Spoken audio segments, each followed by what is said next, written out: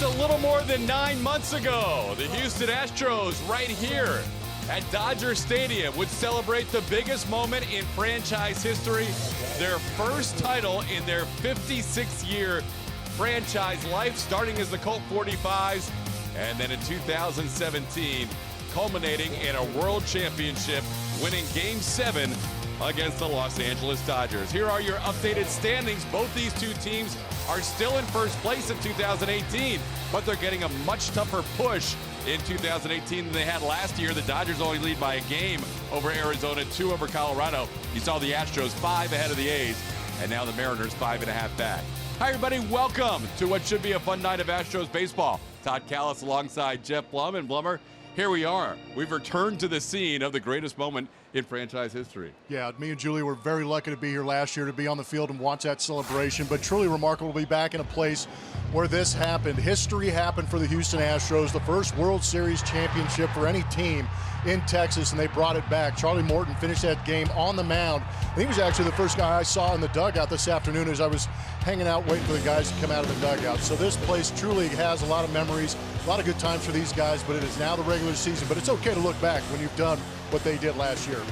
We will reflect back on 2017 and the World Series title here against the Dodgers. And tonight, Justin Verlander gets the ball for the Houston Astros. He'll be opposed by Alex Wood as the Astros try and get a W against the Dodgers and continue this road trip where they have won 2 out of 3 so far of the first 8 games.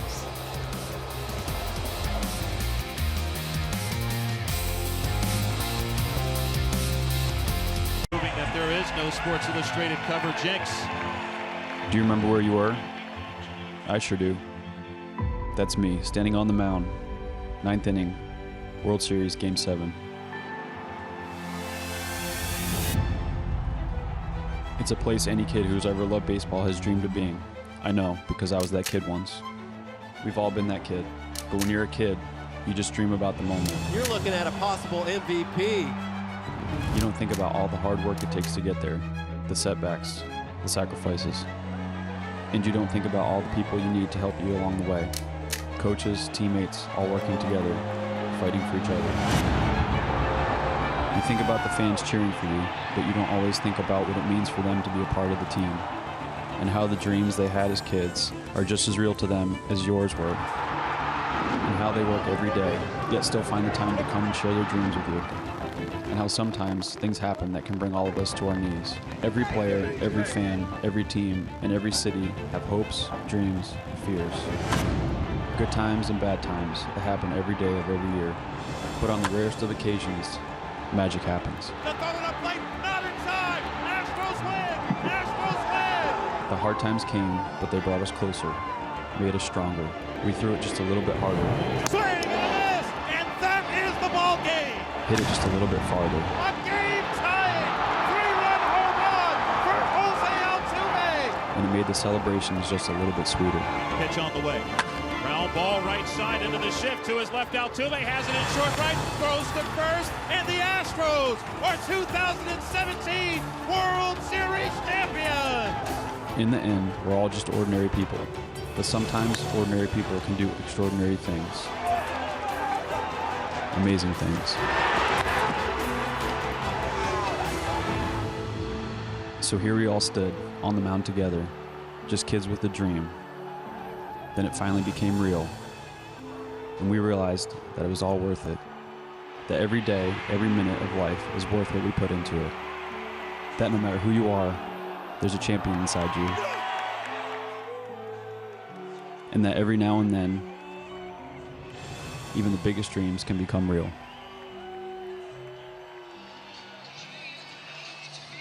Thanks to Charlie Morton, reliving history for the Astros. Charlie becoming the first pitcher in Major League history to win 2 Game 7s in the same postseason. And here we are, Dodger Stadium in Los Angeles to kick off this weekend series. And here is your starting lineup presented by Southwest Airlines. George Springer, World Series MVP, will bat first, followed by Josh Reddick. Alex Bregman, the shortstop, hits third. Yuli Gurriel back at first base in the cleanup spot. J.D. Davis at third base. Marwin Gonzalez at second off his 2-home run game.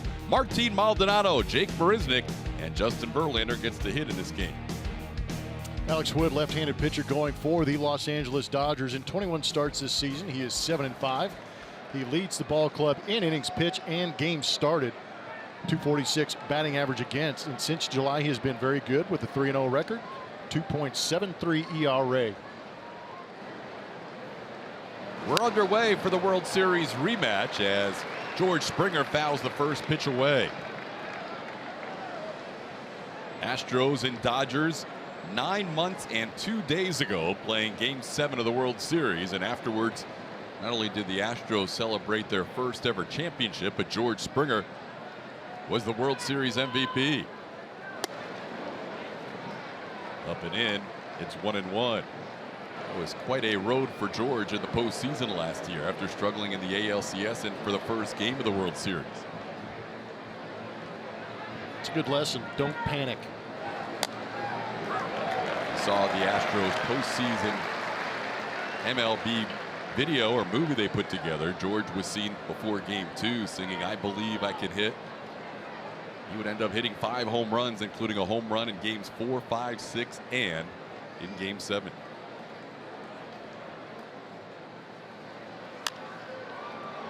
Foul ball, long run Muncy, and gave it a good effort, but just out of his reach.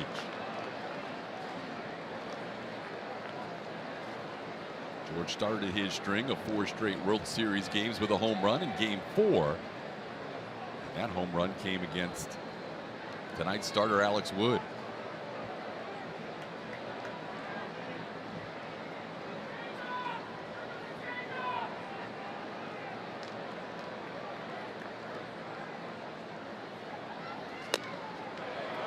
Two and two the count.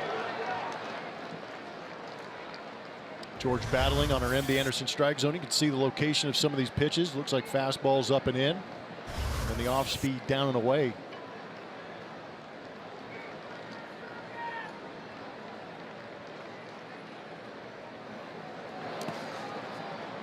Now George has a full count. Saw Jose Altuve a moment ago. He's continuing to work his way back. Hopefully see him in the not too distant future. Carlos Correa began his rehab assignment down at the Double-A level. So hopefully Altuve and Correa sometime in the next week or so we'll see them back. 3-2 pitch outside. Alex Wood walks the first batter he faces, George Springer, after getting ahead in the count. Julia, what do you have for us? Hey, good evening, guys. It was fun to relive that with Charlie Morton, and that's what a lot of these guys did as they entered Dodger Stadium today. The dream season was a reality, and there was a lot of remember wins for these guys all afternoon. However, once it got a little bit closer to game time, it was time to focus on this year and this series alone, and they'd like to carry over a lot of good things that happened in that Seattle series as well. Remember, these are 2 completely different teams with the ones that played last year. There are a lot of the same guys, but this is a new story they're writing, and hopefully same ending. Who knows who they'll be facing at the end, guys. Ground ball to first. They get Springer on the force out, and then Josh beats the throw on the return, and George was going head first back to first. Unusual looking play. George was already retired at that point, but Reddick reaches on the fielder's choice. I think George was going into distraction tactics. Ground ball to Muncy. Instead of stepping on the bag, he throws to second base, therefore forcing out George, but just wanted to create a little havoc and dive back into first as Josh went running by. So a walk and a fielder's choice, and now to bring up Alex Bregman.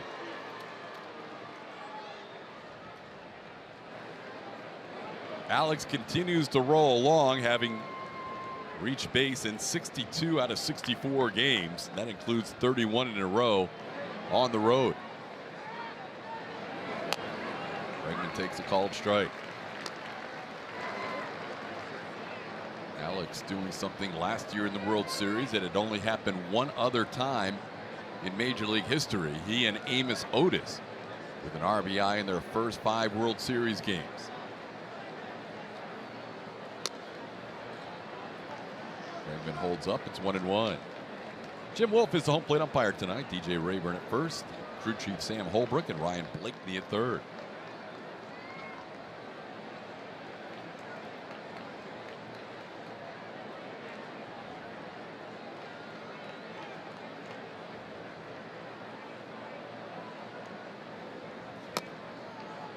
Inside, it's 2-1.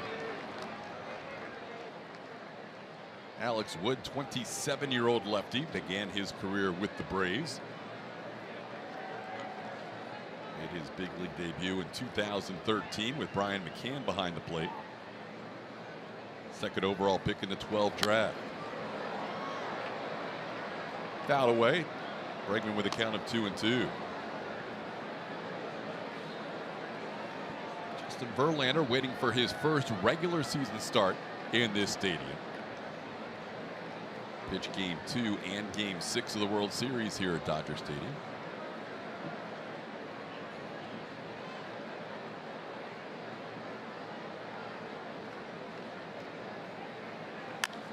And on the hands, Bregman pops it up, and it will be caught by the second baseman Chris Taylor for out number 2.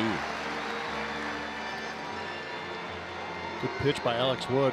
We know that Alex likes to turn on the baseball. It got blown up on that one.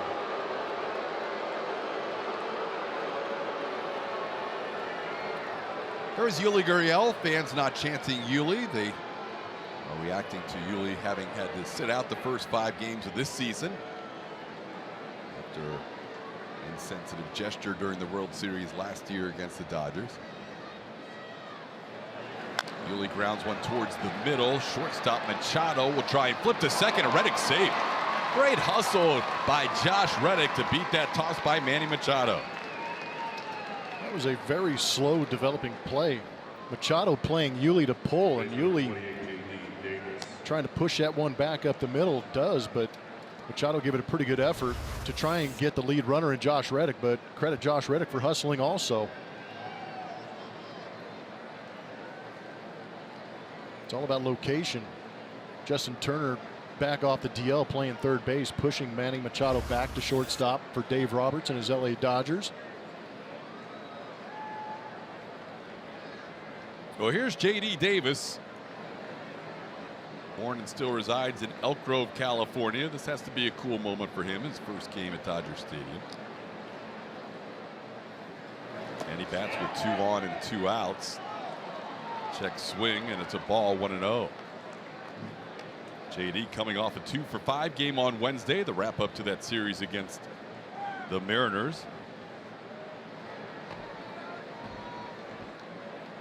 Astros enjoyed the off day here in LA last night, while the Dodgers put a hurting on the Milwaukee Brewers 21-5. In the process, they scored the most runs ever in the history of the stadium, home or visiting team. Swing and a miss by JD. It's 1-1.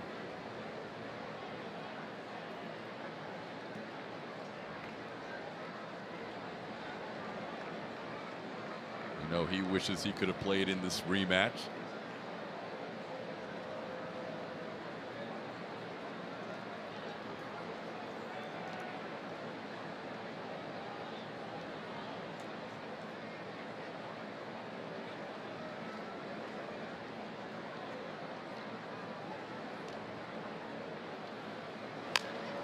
Slowly hit towards third, fielded by Turner.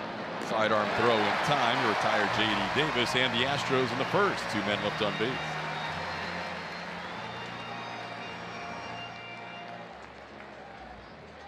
Peterson will lead off in left field, followed by Manny Machado, the Oriole, now turned Dodger, playing his 15th game with LA. Justin Turner bats third and plays third. Yasmani Grandal, the catcher. Cody Bellinger in center. Matt Kemp in right field. Max Muncy at first. Chris Taylor at second, and Alex Wood. Justin Verlander on the mound for the Houston Astros. First regular season start here against the LA Dodgers. Wasn't a very good throw from Jim Wolf back to him. Try it again. Getting a new baseball. 10-6 on the season. He has 198 career wins. Looking to get closer to 200 here in LA. And that whip is very good underneath 1, second only to Chris Sale. Justin trailing Chris Sale in a couple of categories. Sale currently on the DL for the Red Sox. Mentioned Jim Wolf's throw to Justin went a little bit wide, and he heard it from both dugouts. Probably something about his brother playing in the big league level. Yeah, I played with his brother here, Randy Wolf, with the Houston Astros. Jim Wolf, one of the Great guys amongst the umpiring crew as Justin faces Jock Peterson, who fouls one away. Verlander making his 3rd career start at Dodger Stadium, his 1st in the regular season. Overall, including last year's World Series, this is his 5th start against LA. The other 2 coming at Comerica Park as a Tiger. Peterson hit a couple of the 7 home runs last night for the Dodgers. There's that fastball upstairs. It has been a key pitch for Justin this year, and Peterson misses it. It's 1-2. First time we're seeing Maldonado catch Justin Verlander also. Be interesting to check out. Martin working around the rotation for the first time. This is his 3rd start. First start came with Lance McCullers on the mound. And I would imagine that Maldonado has very good knowledge of these Dodger hitters, having played in that freeway series with the Angels. High fly ball, deep right field, and that ball's gone. Jock Peterson hitting a home run on a 1-2 pitch from Justin Verlander. And the Dodgers take a 1-0 lead on the Peterson home run, his 5th leadoff home run. Dodger bats have been going hot here recently.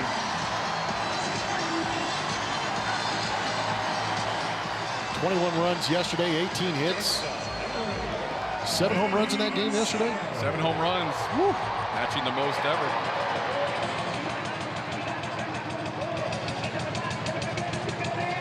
Peterson 2 hits last night, both home runs, so now his last 3 hits have all left the yard. 5 leadoff home runs this year and 8 in his career.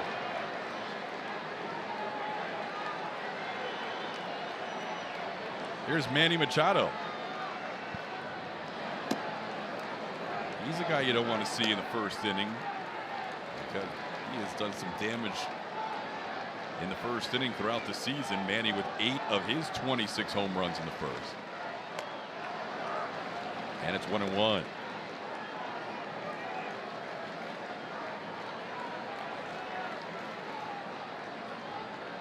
Verlander allowing 2 home runs in game 2 to the Dodgers, and those were the only 2 hits he allowed in that game. Manny popped one up on the infield. Marwin Gonzalez puts it away. The Shiner Light Blonde spotlight is going to fall on these Los Angeles Dodgers. We talked about it briefly, but they lead the National League in home runs and walks. 2nd most strikeouts in the major league since the break. So we talk about 3 true outcomes all the time. This is a ball club that relies heavily on the long ball, but usually it ends up being more than a solo home run because they have so many walks and get those guys on base, and then the multiple home runs benefit them. Again, 21 runs last night. 26 home runs now since the All-Star break, with 7 of them being in last night's contest. And since the break, 3 true outcomes, 2nd in all of baseball behind just the Rangers. Here's Justin Turner. Turner hit one of those 7 home runs last night in his return to the lineup. Turner was on the DL with a right groin strain and missed some time earlier this year with a left wrist fracture, so he's only played in 51, now 52 games for LA. Justin has won their head-to-head matchups so far in his career. 0 for 9 against Verlander. As the pitch misses outside, it's 2-1. A lot of fans in LA, due to traffic or due to having to work a little later on a Friday or just due to their casual nature, do not always arrive for the first inning. So far, they've missed the first home run of the game. Jock Peterson going to right field. There is a strike from Verlander, 2-2.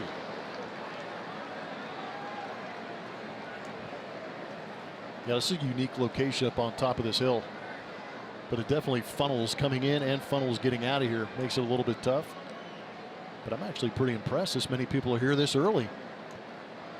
They did have a ceremony before the game as Justin Turner swings and misses and strikes out. Verlander picks up his first strikeout.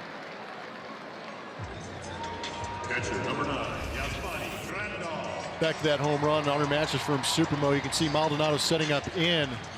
Not a terrible pitch. Jock Peterson brought the hands in pretty quick and elevated in a hurry. But with that high launch angle, kept it in the air a long time. I thought George might have a shot at this, but just drifting into that fourth row. With that last strikeout for Verlander, he matches Tom Glavine on the all-time strikeout list, tying Tom Glavine for number 25 all-time. 3 away from Chuck Finley's 2,610 total. He delivers a strike to Yasmani Grandal.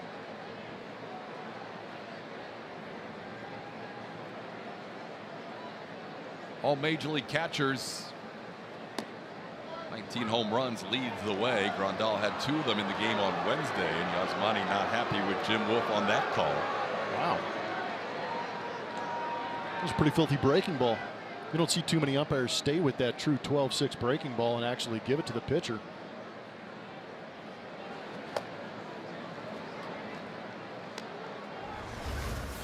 Let's see what MD Anderson has to say about it. Bottom portion of the zone, catches a piece of it.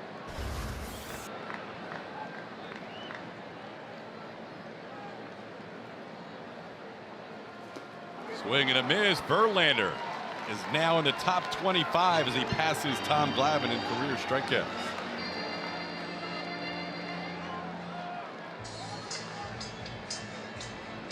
By TXU, and we are looking at Marwin Gonzalez, who had a great game on Wednesday, helping the Astros win that series. 2 home runs, 2 solo shots, but both from the right side of the plate. First multi-home run game for him, but that was his first homer from the right side of the plate and second homer this season. He said, I can't even remember the last time I hit a home run from that side of the plate. He was asked if he's been focusing on that specifically. He said, honestly, I've been focusing on everything right now, but he has been working on that side of the plate specifically. So for him to see that power actually surprised himself a little bit, but he did say it was just good to see the offense do what they did in those 2 games without some of their key players. Felt really good about what they were able to do before leaving town, guys. Yeah, it was a good sign, Julia. 15 hits after George Springer left the game on Tuesday night. And then 15 more hits without Springer, and of course Altuve and Correa on the DL on Wednesday. Springer back in there today, and Marwin a big part of that victory, a big part of that series win. The Astros, after Monday's game, were only ahead by 3 in the West. But were able to win the last 2 games in Seattle as Marwin takes one inside for a ball. It's 2-0. Yeah, they were leading the Seattle Mariners. Now they're leading the Oakland A's. A little bit of a flip-flop going on between those 2 teams for 2nd and 3rd place in the American League. Seattle losing last night to Toronto. That moved Oakland into 2nd place in the AL West. Pitch is up and away, and Alex Wood has fallen behind Marwin 3-0. Command a little bit of an issue early on. 10 balls, 10 strikes for Alex Wood so far in this game. It's unusual for Wood. He's usually right around the zone. Lowest walks per 9 inning. He's in 4th in the National League at 2.07. Yeah, that was an interesting game last time he was out there against Atlanta, though. 5 2/3, 4 walks in that game. In his last 3 games, he's gone 2 walks, 3 walks, 4 walks. He also hit a couple of guys, I think, in that game in Atlanta, too. It was a homecoming for him where he started his career, and also a University of Georgia guy. Marwin into right field where Matt Kemp drifts over and makes the play right in front of the warning track. Marwin hit it pretty well the other way, but he is out number 1 in the 2nd. Alex Wood, some of the pitches that he's going to go out there with, 3 of them, 44% of the time you're going to see that fastball able to go glove side and arm side. Curveball at 29%, and that changeup at 27%. Those secondary pitches are pretty good. The average against the changeup at 220 and the curveball at 238. But if you're pitching from behind, you're probably going to see more fastballs. Changeup was really good for him in the month of July, limiting the opponents to under 100 on that pitch for the entire month. He'll throw that changeup a little more to right-hand hitters like Martin Maldonado, and that curveball a little more to lefties. Maldonado trying to get his first hit as a member of the Astros. His first ever plate appearance, he had a sacrifice fly as a pinch hitter back at Minute Maid Park. But with the Astros, 0 for 7. And overall, with the Angels and the Astros combined, he's 0 for his last 30 and has seen that batting average drop 24 points, starting the day at 217.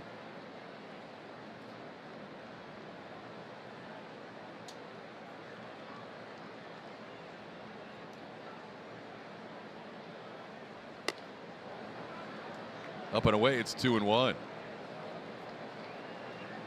First inning hit by Yuli Gurriel, an infield hit. Also matched the same number of hits Alex Wood allowed starting against the Astros in that World Series Game 4 at Minute Maid Park. He had a no-hitter through 5 2/3 innings. As soon as he faced the lineup for the third time through, George Springer hit a home run, and that was the end of his game. The Dodgers would go on to win Game 4 of that World Series 6-2.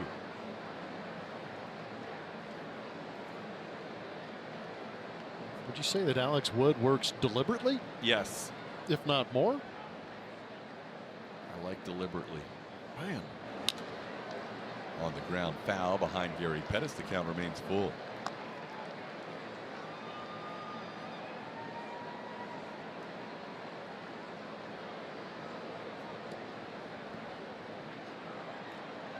Alex Wood with a pretty unique delivery, kind of out of that set position the entire ball game, but really reaches back with that left arm and then comes out over the top with those pitches.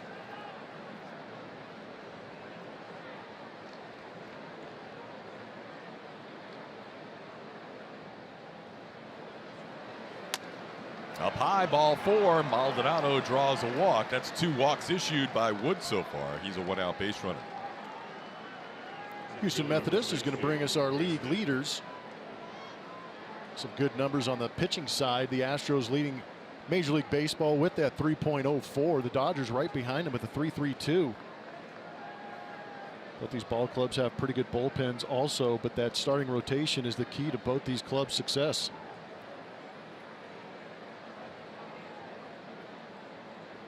Overall, these are the top 2 teams in ERA as well as starters ERA. There's Jake Marisnick with a base hit to left field. That'll push Martin Maldonado to second. So the Astros have runners on first and second with 1 out. Justin Verlander got a verbal cue from A.J. Hinch on his way to the plate as to what A.J. wants him to do here. Yeah, pretty simple right here with 2 runners on. Lay that thing down, but a good job by Jake. That's a mistake. Alex Wood wants that pitch on the outside corner, and Jake is very happy to see that come to the middle inner third so that he can turn on it. You know, Jake now in his last 14 starts, just back from AAA Fresno, he's over 333 during this stretch.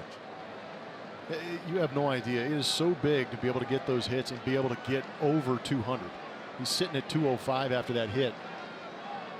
Dodgers really crashing hard, and Verlander swings at the first pitch and fouls it away. Nice. Gutsy. Justin had a hit in Arizona. He was 1 for 2 in his start against the Diamondbacks. Going with the Butcher Boy. Show bunt, pull it back, and swing away. He had Max Muncy about 40 feet away from him when he took that swing. Well, Maldonado doesn't run very well at second base, so I'm sure they're crashing and creating a wheel situation because Manny Machado is breaking in and over towards third, hopefully to get that lead runner.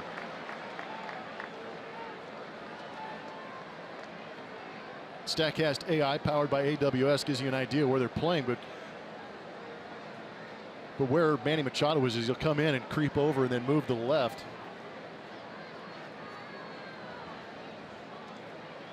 Now they're a little further back with 2 strikes. Verlander showing bunt on the first 2 pitches and swinging. Now he's around to bunt, and he'll strike out.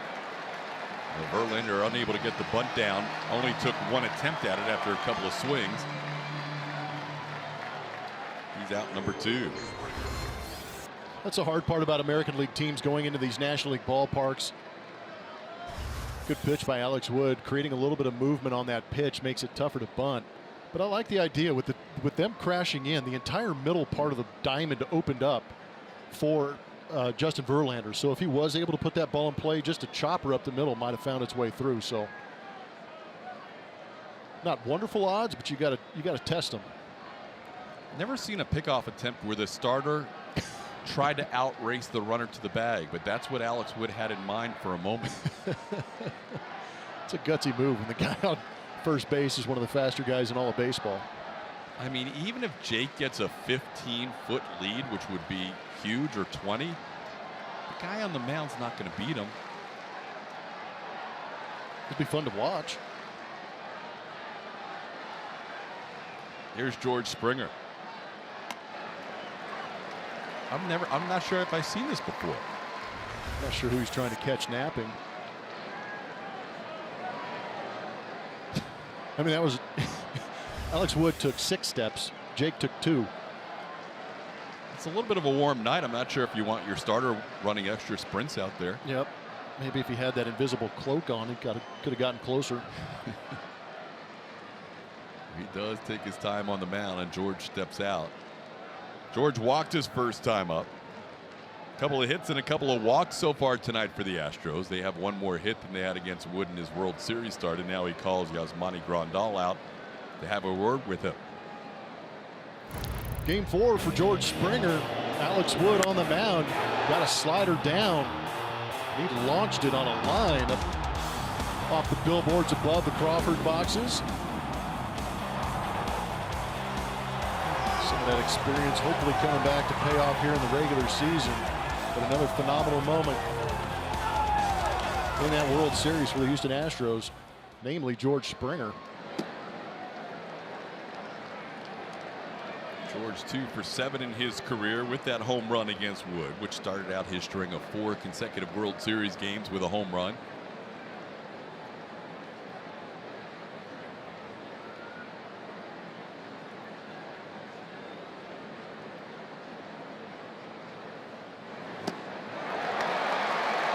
Wood ahead of the count 1-2.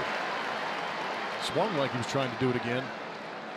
I'm actually okay seeing George unleash like that, the swing and miss, but it also tells me that that left shoulder's feeling pretty good, because that's that lead shoulder that he released with right there and took a pretty good hack. AJ said before the game he was available Wednesday, just wanted to give him the extra day with a day off Thursday. Make sure he felt 100%. You knew George didn't want to miss any games in this series. There's a line drive into center field for a base hit. Maldonado scores easily, and Jake Marisnik's going to score as well, as that ball is kicked around out there by Bellinger. Springer gives the Astros a 2-1 lead. Springer and Bellinger. That ball was pummeled. George did such a good job. The previous pitch was a changeup that he may have overswung, pulled off a little bit. I think he got the same pitch right here and stays on it. Man, 85, and that ball was backed up and barreled. And from our vantage point, this is what we saw too. It was kind of knuckling and then breaking. As soon as Bellinger went down, watch his head come up. Didn't really see that ball secured in the glove, and then lost sight of it. Jock Peterson had to come over and pick him up. That will be a base hit and an error. The error allows Springer to advance to second and also scores Jake Marisnik. The Astros take a 2-1 lead. Love that center field view where you could see that ball hit as hard as it was, and it actually started to knuckle before it left the infield. It was a good one, wasn't it? Here's Reddick up there with a count of 1-1. It's a good feeling as a hitter too, because you get it off the barrel and you can almost feel the handle and the barrel kind of bend a little bit, and it's almost as if it buggy whips it and just launches it into center field. There's 107.5 off the bat of George Springer. Up and in, it's 2-1. It's also good to see in the last couple of games some mistakes being made by the opposing team and the Astros taking advantage. They did that so many times last year.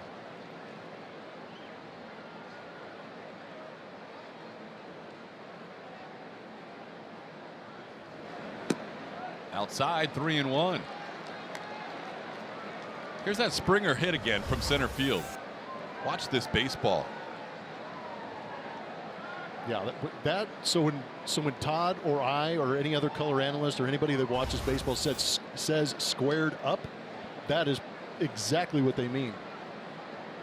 Ball was moving all around, and Bellinger took his eye off it, and the 3-1 pitch is inside. And Alex Wood having trouble with his command, as Blummer mentioned, has had that issue his last 3 starts. Now he's walked 3, and we're still not out of the second inning. Well, and he walked the left-handed hitter. Now you got Alex Bregman coming up. And Dodger Stadium has always played very firm, very fast. And as hard as that ball was hit on this outfield grass, you could see it take off, and that's why Bellinger had to lay out. But this is a great situation for the Astros with Bregman up and 2 on. We don't have to tell you how much this guy loves the moment, and you know he was fired up coming into Dodger Stadium tonight. Last time he was here celebrating with his teammates. Now he's got a chance to add to a 2-1 lead with 2 on and 2 out. A couple of walks in the inning, and the Astros putting some pitches onto Alex Wood's total here early. Wood's normally a guy that will not throw many more than 100 pitches. He's been over 100 on the season just one time, and he's up to 42 tonight. And that fastball command has eluded him at times. It's 1-1. Alex putting up great numbers as far as extra base hits are concerned. You can see only 5 going the other way, 15 of them up the middle, but to that pull side, that is what Alex is trying to do. He's trying to elevate to that pull side, but it's also that mentality of swinging hard to do damage, which allows him to lay off some tough pitches out of the zone. This is the inside corner, 2-1. And StatCast is going to help us out and give you an idea where the last 100 baseballs put in play by Alex have gone. Hence the reason they have that shift with the second baseman Chris Taylor up the middle, and Justin Turner and Manny Machado kind of pinching over that 4.5 or 5.5 hole. 2-1 pitch is fouled away. It's 2-2. Alex has a new hairstyle. We may get a chance to see that at some point during the course of the game. You know, I appreciate that. A little gold on top. Yep. Bregman taking advantage of some time off here in LA to go with a new look. Yeah, you give a baseball player some time off on a day off, get a little creativity, get a little gutsy. Top of his head now mirrors the color of the World Series trophy. Not a bad thing. Springer on second, Reddick on first. Astros leading 2-1.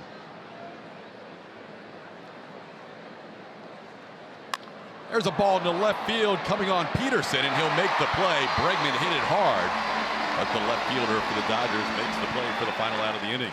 2 runs scored, 2 left on. The Astros lead it 2-1.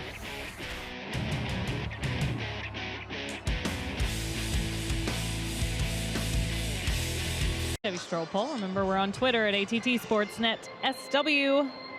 You can vote there. Which Dodger Stadium moment was the most important in the Astros World Series win? Was it Marwin and the homer that he hit in Game 2? Springer's Game 2 homer, Springer's Game 7 home run, or Charlie Morton coming in on relief in Game 7, getting that final out? Vote. We'll tell you which one wins later in the broadcast. That is a great poll. Our Stroll poll tonight. Biggest moment here at Dodger Stadium. So obviously some great moments that happened at Minute Maid Park during that World Series as well, including the incredible Game 5 13-12 finish. But here, all 4 of those moments, such a big part of the Astros winning their first ever title, as Cody Bellinger leads off facing Justin Verlander. JB working with a lead for the first time, and Bellinger fouls one away. Verlander ahead 1-2. Last year, 17 times Cody Bellinger struck out. That set a new Major League record for the most Ks in a World Series. 28 at bats, 17 strikeouts. Lance got him every time he faced him. JV got him every time he faced him. In terms of strikeouts.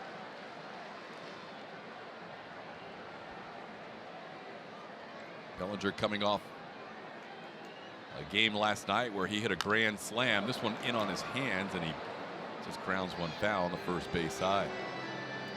My lean, I don't want to influence voters, but my lean on the most important moment might have been all the way back in Game 2. Oh, I said it in the pregame, talking with Stanton and Esch back in the studio. Stan had a feeling it was a couple of pitching changes, I believe, that where Dave Roberts took out the starter a little bit early and got to the bullpen. But mine was Game 2. I think we both know who that is. Yep. Marwin Gonzalez with a huge moment. As Bellinger now 0 for 6 with 6 strikeouts against Verlander. Justin has 3 consecutive strikeouts in this game. Yeah, so it was Game 2, and the Dodgers against the Cubs, their bullpen was spotless. They did not allow 1 run in that entire NLCS, and now all of a sudden you come into the World Series, and Game 2 they go to Morrow in the 8th, and then Jansen in the 8th and the 9th, and it didn't work out. And like you said, Jansen in the back end of that bullpen was shut down, and you could feel it in the stadium. I was out there in right field. You were here. We were just kind of like, oh boy, this is it. How are they going to be able to fight through that? And I believe it was a 2-strike count also against Marwin Gonzalez. 0-2. But as that ball got about halfway out there, and part of the stadium was like, are you kidding me? The other part was going, is that going to get out? And all of a sudden it went out, and this place went dead silent. And that was an amazing feeling, I'm sure, for Marwin. But that dugout exploded with excitement, gave him new life.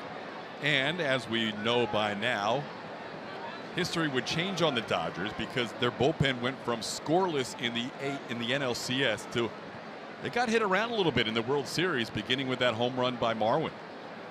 It all started in the 8th inning too, when Correa singled home a run, with Jansen going for a 2-inning save as Verlander just missed on the 1-2 pitch, or the 0-2 pitch. It's now 1-2. Verlander 25th on the all-time list in strikeouts. He needs 1 more to catch Chuck Finley for number 24. He's already passed Tom Glavine tonight. And a called 3rd strike. 2,610 strikeouts for Verlander, tied for 24th on the all-time list. That's a tough pitch to try and attack. Looked like a little bit of a slider that backed up at the top portion of the zone. Verlander has gone from 42nd to a tie for 24th all this season. He's got a ways to go for his next guy to catch. We won't be talking for a few starts about that list because David Cone has another 58 ahead of where Verlander is now. Here's that strikeout. As a hitter on our matches from Supermo, you see the ball up and you're waiting for the breakdown. It just doesn't come down enough for you to pull the trigger and try and attack it. But some of these zones that we see from the umpires, they do give the benefit of the doubt to the pitcher up. It would be an interesting matchup tonight with Verlander, who pounds the zone, against a team in the Dodgers. They're the most patient team in all of baseball. Yeah. Highest take percentage, lowest chase percentage. But that's the interesting thing. If they take early, it allows Verlander a chance to get ahead early. But the chase is what you worry about because they're not going out expanding the zone to try and get pitches. Drops in that breaking ball and a beauty. It's 1-2 on Muncy. Max Muncy, a part of the home run derby, and you see that he sees more pitches per plate appearance than anybody in the game. He also has the highest home run. That's the team number. He has the highest home run per at-bat ratio in all of baseball. And this time he goes down swinging as Muncy strikes out. Verlander strikes out Bellinger, Kemp, and Muncy, striking out the Dodgers side in the second. 15 home runs in the World Series is a World Series record set by the Astros. That was a big one, and then George just going absolutely berserk. Game 2 had a lot of ups and downs, some big home runs. Altuve getting in on the action. Just really can't say enough. That ball was absolutely destroyed. You could have cut that one in half and turned it into 2 home runs. Here's Yuli Gurriel. He had one of the biggest home runs in that World Series in Game 5 with the Dodgers staking Clayton Kershaw to a 4-0 lead. Astros would come all the way back to tie it with a 3-run home run by Yuli Gurriel. Of all the major league teams that have played in a World Series, the Astros hitting the most home runs, eclipsing the Giants mark of 2002. Giants had a pretty good home run hitter that year. Yeah, he was all right. Yuli down in the count 1-2. Yuli with an infield hit his first time up.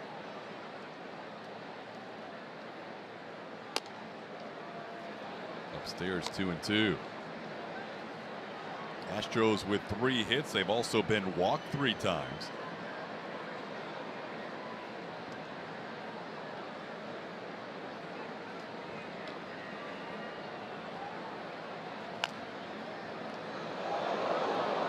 Into the Dodgers dugout, kind of scatters some LA Dodgers down there.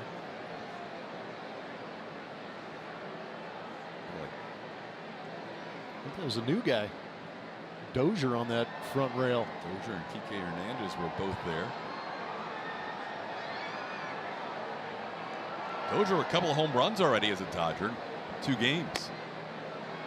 Coming over from the Twins at the trade deadline. They have revamped the middle of their infield with Dozier at second and Manny Machado at short. Chris Taylor, who's played a lot of games for them this year, getting a start tonight, but it may be tougher to find him playing time with these latest additions. Dodgers leading the National League in home runs, and they add a guy in Manny Machado who has 26 now. Well, Dozier, his second half numbers are pretty darn good, but he's a second baseman that also can pile up some home runs. There's a ball into left field and just fouled down the left field line. Yuli getting in front of that one, and the count stays 3-2. Since the Astros last played Wednesday afternoon, the Dodgers have played 2 games, one of them a 10-inning game on Wednesday against the Brewers that they walked off on a Yasmani Grandal 2-run home run. And then last night, the 21-5 game. Ball into left field, pretty well hit by Yuli. Going back is Peterson. He'll have room and make the play for out number 1.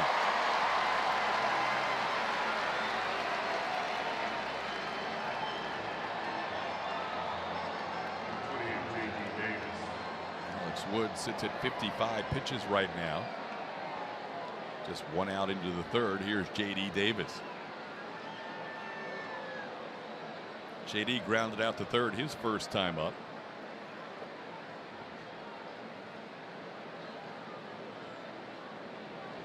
J.D. getting a chance to play a little bit on a more regular basis here. J.D.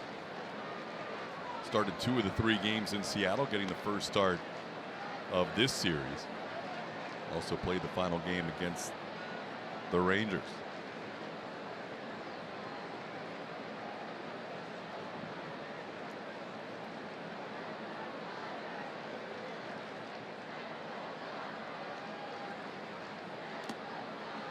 Down and in, it's 1-1.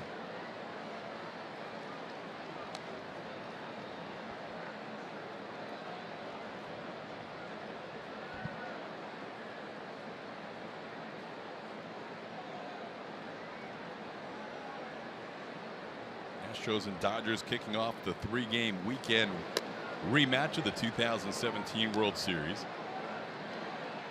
Wood will be the only left-hander they face in this rotation.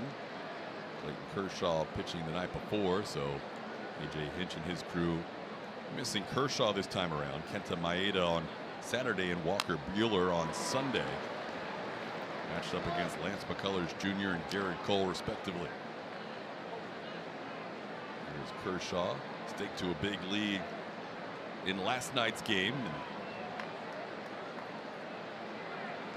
also had a big lead against the Astros a couple of times in Game 5. A 4-0 lead and a 7-4 lead. In last year's World Series. 2-2 the count. 3-2. Wood has had a lot of full counts in this game. Another 3-2 count from Alex Wood. His changeup is interesting, just watching some of these pitches. He almost yanks it. Doesn't have that traditional down and away break to it.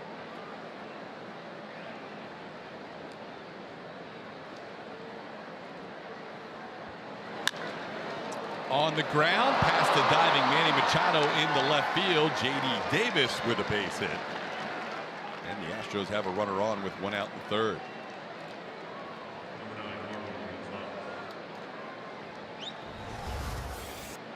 Kind of interesting if a bat like J.D. Davis could get going a little bit while Carlos Correa's on the shelf. Just because we've seen him do some big things in spring training games. There's plenty of pop in that bat, but it would just be a nice addition to this lineup for A.J. Hinch while Carlos works his way back. Here's Marwin Gonzalez. You heard from Julia in his last at bat, saying that he's working on everything right now, but it was good to see him hit a couple of home runs out as a right-hand hitter on Wednesday's game. Didn't like that first call by Jim Wolf on a pitch on the inside corner. It's 0-1. Marwin with 8 home runs on the year, 2 of them now as a right-hand hitter. He flied out to relatively deep right field his first time up. Marwin takes a strike. It's 0-2.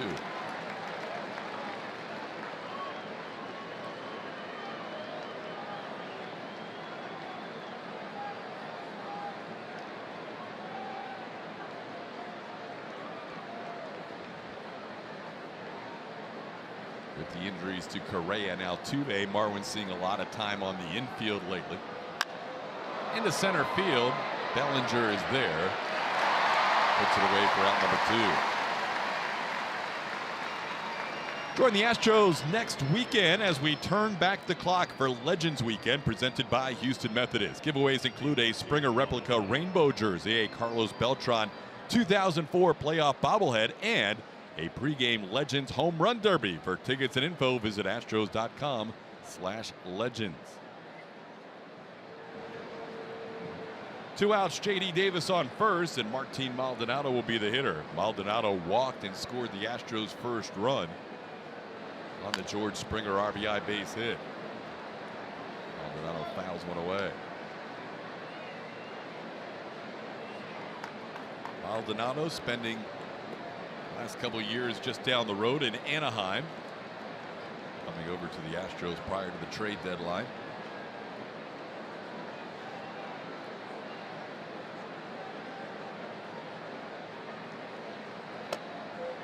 And he takes a called strike. This inside corner is opening up a little bit for Alex Wood.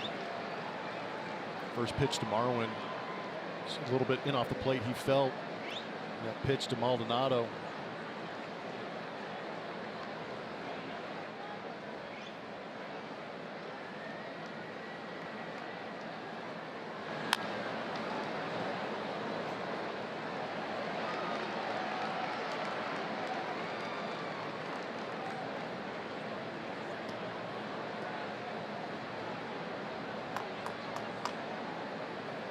Beautiful night here in Southern California. Dodger Stadium filling up on a Friday. Big crowds expected through the weekend for this World Series rematch. Never before have 2 teams matched up in a World Series rematch where they were both in first place at the time. The only other time you could kind of make a case for that was after the Royals played the Mets and won the World Series. They then played each other on opening day, so technically everybody's in first place on opening day, but into the season it's never happened before where 2 teams have played the World Series and met the next year with both teams in first place. Wild pitch allows J.D. Davis to move into scoring position.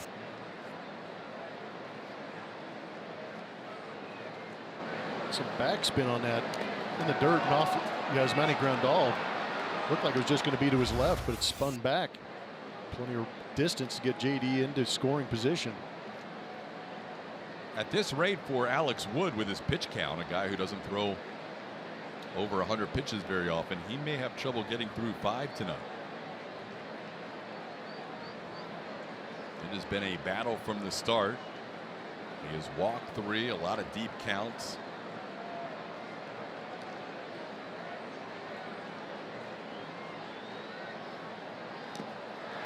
Swing and a miss. Maldonado's going to make the throw from Grandal necessary. And Grandal puts it on the money for the final out of the inning.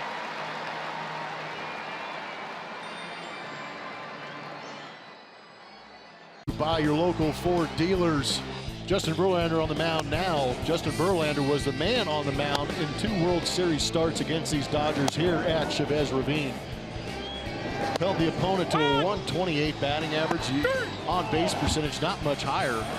And the amazing number is the whip. Walks and hits per inning pitch at .58. He had 14 strikeouts in those 2 starts. A couple of home runs bit him a little bit. But man, he was dominant when he was able to keep that ball in the ballpark and blow it past some of these Dodger hitters. At 12 innings of work, only 5 hits and 2 walks allowed in those 2 starts. Unfortunately, didn't have much run support in either one of those. I mentioned the home run. Jock Peterson, who got him to start the game today, got him in game 2 of that World Series. Also, Corey Seager got one against him. As Verlander will face the number 8 hitter, Chris Taylor, then the pitcher Alex Wood, and then back to Peterson. Taylor has played mostly shortstop this year, 69 starts at shortstop for the Dodgers, also 32 in center field. Tonight's his 3rd game at second base. Logan Forsythe involved in that trade with Minnesota, where Brian Dozier has come over as the second baseman from the Twins.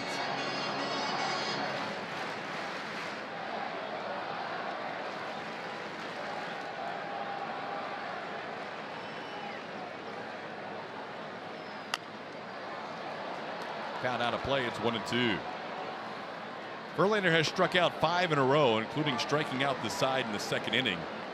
And he did so after the Astros gave him a 2-1 lead. It was a good, interesting 3 innings. I love the fact that after giving up that home run, the Houston Astros in the top of the 2nd answered back with 2 runs. But it's what the pitcher does after those 2 runs are gotten back, so to speak. Wow. Good thing Jim Wolf was set up on the inside and not the Gosh, outside. you ain't lying. It comes in there noisy at 95 miles an hour. It's a good thing nobody was behind it to wear it. But just in the sense that you had a pitcher like Justin Verlander go out there and absolutely dominate the next inning after his team picked him up and got him 2 runs. It's a unique thing to be able to go out and do. It's called a shutdown inning, and Justin did a great job of it. I guess Maldonado and Verlander worked out the signs, and here's the ball into left field coming on. Reddick still coming on, and it'll drop in front of him for a base hit. Chris Taylor didn't hit the ball very hard, but it found some open grass in left field. As you enjoy a cold one, look forward to the Miller Lite Hold True moment later in tonight's game. That was an interesting moment for Justin Verlander, having never pitched out of the bullpen, but he came rushing out of that bullpen in game 7 to celebrate. All hands on deck in those game 7s. Hey, he and Dallas Keuchel are both out there. Set a little foreign turf for them as Alex Woods around the bunt and bunts one up in the air, and it's foul. Julia? More on all hands on deck. Brent Strom, pitching coach, always hands AJ a list. It's a piece of paper, and it's basically the availability of all guys in the bullpen. Well, for Game 7 of the World Series, it was literally all hands on deck. So he wrote every single pitcher's name that was on the roster. And, of course, that will also tell you when was the last time they pitched, how many pitches they've thrown. And then at the end, there's a box, and you will write yes if they're available, no if they're not. There were yeses all the way down. Never seen it before, but that's a picture that Stromy has saved on his phone just because it's something he's never had to do before. It was just how special of a moment in a game 7 can be, and how unique that is for the pitching coach and all of those pitchers. It was a great moment for so many different reasons, and with Verlander and Keuchel down there, A.J. Hinch didn't have to go to either one of those 2. He did go to Verlander in that Game 4 of the Boston series in the ALDS at Fenway Park. But I think A.J. and Brian McCann and the rest of the team realized early on, after Charlie Morton came in out of the bullpen, that they weren't going to need any more pitchers. How about Brent Strom? in all the stress of a Game 7, just having some fun, writing every name he had on the lineup card and handed it to AJ. Go, yeah, here you go, take your pick. Here's the roster. 0-2 pitches bunted, foul. Wood slams his bat to the ground in frustration as he's unable to get the bunt down. And that's a strikeout, number 6 for Verlander. He is now all by himself in 24th place on the strikeout list. And bunting is not easy. I know that Alex Wood is upset, but even though he's in the National League and has plenty of sacrifice bunts, it's not easy to stick your nose out there against a guy that's throwing 95+ miles an hour and has a hook whenever he wants, a slider that just absolutely would just leave you knee buckled. But it's just not that easy. Now Verlander will face Jock Peterson, who hit a home run his first time up. Peterson hit a towering fly ball to right field that got out by about 5 rows. One of the highest launch angles we've seen in a home run this year. Yeah, 45 degrees off the bat of Jock Peterson, just got up there forever. Peterson in his career against JV with those 2 home runs and 5 at bats. They're coming here in Game 2 of the World Series.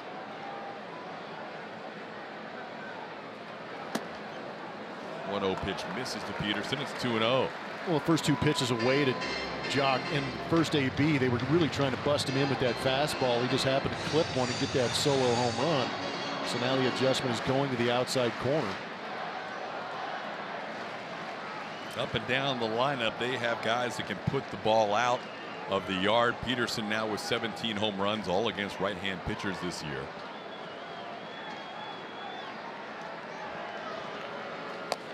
Big swing, no contact at 96. It's 2-1. I believe it was Jock Peterson that went Oppo Taco against Justin Verlander here in one of those starts. But how about the fact that, watch when Jock digs in, his left foot is in that front corner of the batter's box, as close as you can be to home plate.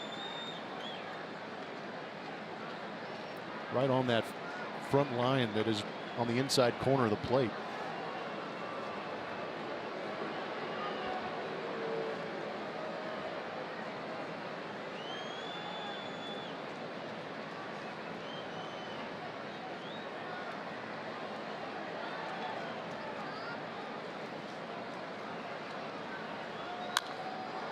There were rumors last year that Verlander was a target for the LA Dodgers at one point before the trade deadline. The Dodgers ended up getting Yu Darvish from the Texas Rangers. Astros in the final seconds of the secondary trade deadline, the one that players have to pass through waivers, able to get Verlander, and Astros got the World Series rings. I like the way that worked out.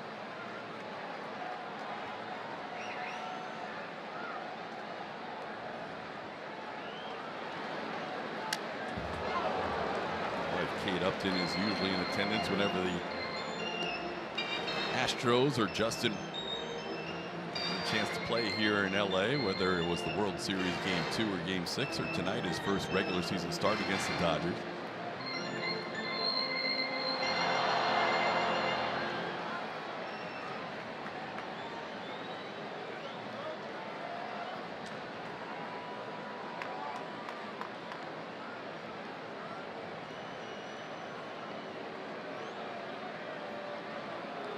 First time through the lineup, Verlander with 6 strikeouts. He's also allowed a home run and a single. The only out not recorded with a strikeout was a pop-up off the bat of Manny Machado. I mentioned Maldonado catching Verlander for the first time. Just to go through the signs and get a little meeting at the mound.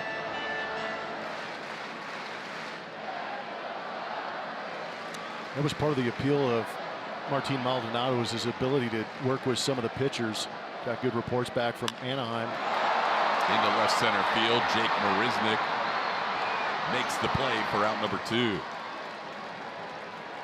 Good to see Jake patrolling the outfield again. He covers as much ground as any Astro has in a number of years. No, he is a luxury. Even though the bat is just starting to come around, But Jake has value in that defensive position. He can pretty much run down everything. Alleviates a lot of pressure on those guys playing on the corners in right field like George and Reddick out there in left. But he's also an energy guy. Does an unbelievable job, and maybe we discounted it a little bit, but he brings an unbelievable energy to that clubhouse. These guys really like having him around.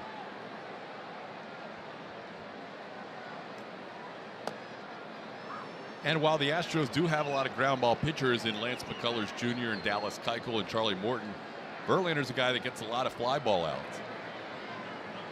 So he especially appreciates the outfield defense right now of Marisnick in center, George Springer in right, and Josh Reddick in left. That's as good as it gets for the Astros. A little cue shot, one hopper back to Verlander, who retires Machado for the final out of the third. 2-1 Astros. Have a 2-1 lead over those Dodgers, and Jake Marisnick's going to lead things off for us here. And if you remember, he was recalled from AAA on Wednesday, and he promptly hit a 2-run home run in his first at-bat back. Had a nice day, 2 for 4. And that wasn't just good for Jake's confidence. That was good for the entire club. Even Dallas Keuchel talked about it after the game, said of his teammate, I don't care if he's hitting 100. He comes in with such high intensity. He's so valuable, which is what we needed at the time. This is who Jake is on our team. It's a good morale booster. I know, Blummer, you were just talking about Jake and what he does for this team, more than just a bat, more than just his defense, that energy that you spoke of. Thanks, Julia. No, that's great stuff. Jake is one of the good guys. And it's nice when you recall a guy and he goes deep in his first AB too. Kind of reinforces the point that he belongs here. And he felt a little frustrated. At times he's realized that his hitting has been the reason he was sent down the first couple of times, but he felt last time around he was doing okay and actually had some pretty good numbers. But the Astros taking a look at Kyle Tucker. Jake going back down. And now he's back up this time around, and you can look at all the DRS and zone ratings you want, UZR defensively where Jake shines. It's hard to really put an analytic number of what he means to the clubhouse. He is a big part of when things go well for the Astros, what happens in that room. And even though he was hurt last year during the postseason, he was a big part of all the celebrations, cast and all. Yeah, it was severely disappointing for him to have that injury that late in the season and not be able to be a guy to lean on when they needed him.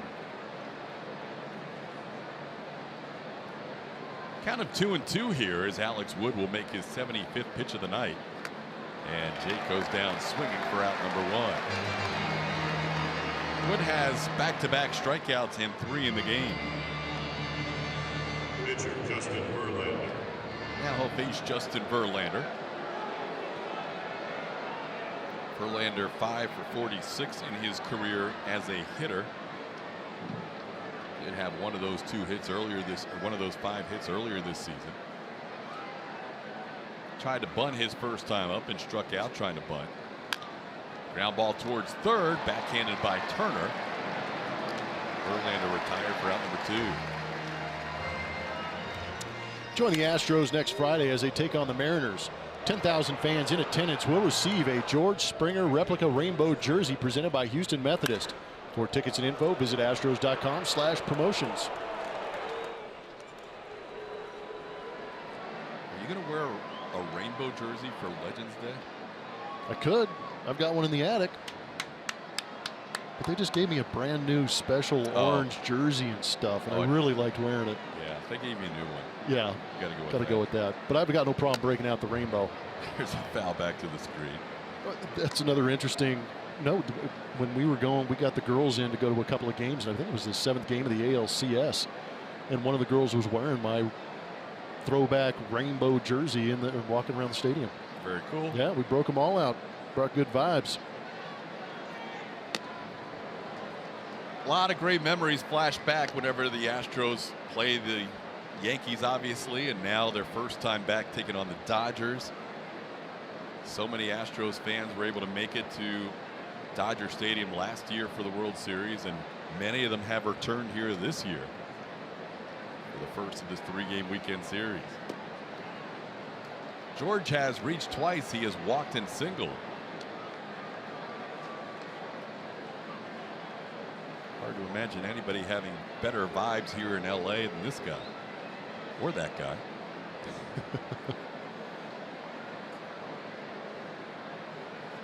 Good seats, good food, good team. Springer fouls one away. It's 2-2. George provided the 2 runs for the Astros his last time up. He hit a ball in the center field that was mishandled by Cody Bellinger. George got 1 RBI for scoring Maldonado, and then Jake Marisnick came around for the other run on the error by Bellinger. That's the difference in this game. It's 2-1.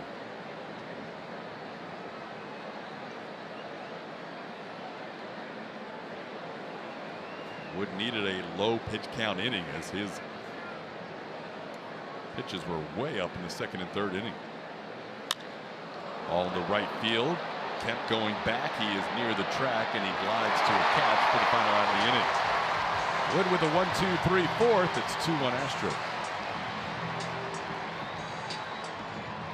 Back at the Randy Johnson trade 20 years ago. Charlie Morton will relive the final out of the World Series, and Mike Stanton executes the perfect pickoff move. All that and more on Astros Bases Loaded after the game, only on AT&T Sportsnet. Bottom half of the 4th inning, Justin Verlander allowed a home run to the first batter he faced, Jock Peterson. Since then, he has retired 9 out of 10, including 6 strikeouts. And he'll start the 4th facing Justin Turner, Yasmani Grandal, and Cody Bellinger. And throws a strike to Turner. 0-1. Turner coming in with a .262 batting average and 6 home runs. He had 1 of those 7 home runs in his return to the lineup last night. 21 runs scored by the Dodgers in last night's game against Milwaukee, setting a new stadium record. Most runs for any team in the history of Dodger Stadium. Verlander ahead 0-2.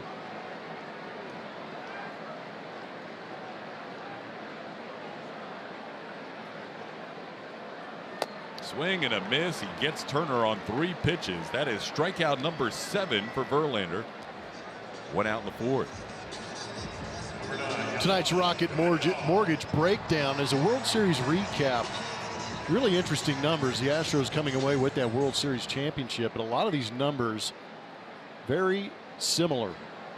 Astros leading with 15-10 home runs. Strikeouts identical. That ERA very similar, actually higher on the Astros side. It's squeaking out a couple of extra inning wins against these Los Angeles Dodgers, but it's eerie how close those numbers actually were and how great that World Series actually was. It really was, to have the exact same number of runs scored for both sides. 13 of the 25 combined home runs happened in the 7th inning or later. And there's never been a game, regular season or postseason, let alone a World Series game, where that many home runs were hit in an extra inning contest. The Astros getting 2 home runs in the top half of the 10th inning in that game 2. Correa and Altuve going back-to-back. That was followed by Yasiel Puig hitting a home run in the bottom half of that inning. And the Dodgers would come back to tie it against Ken Giles. And in the 11th, it was George Springer hitting a home run and Charlie Culberson coming back and hitting another one. There were 5 extra inning home runs in game 2 of the World Series. That's never happened in any baseball game ever. Is that why Charlie Culberson went into celebration mode? Yes. I felt so bad. He thought he hit a walk-off. It's just a home run. 0-2 pitches up and away to Grandal. It's 1-2. That was one of the 2 most remarkable games you'll ever see in a World Series. Yeah. Everybody thought that was going to be the game that trumped them all until game 5. Yeah, they put on a show game 5 at Minute Maid Park.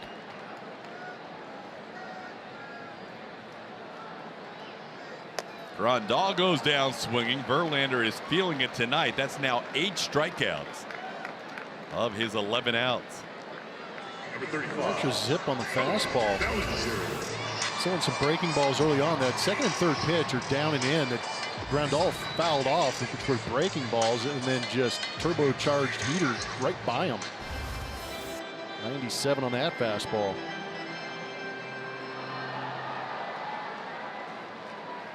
Spin to win. No whammies. There's a called strike. Well, Justin knows he pitched very well in both those starts, Game 2 and Game 6, but he didn't come away with a W. In fact, in the World Series, he would have told one of the Astros' biggest fans ever that you were going to go into that World Series and not have Verlander or Keuchel win a game. Like, we're done. Right? Seriously. But that's what happened. Lance McCullers Jr. got a win. Charlie Morton got a W.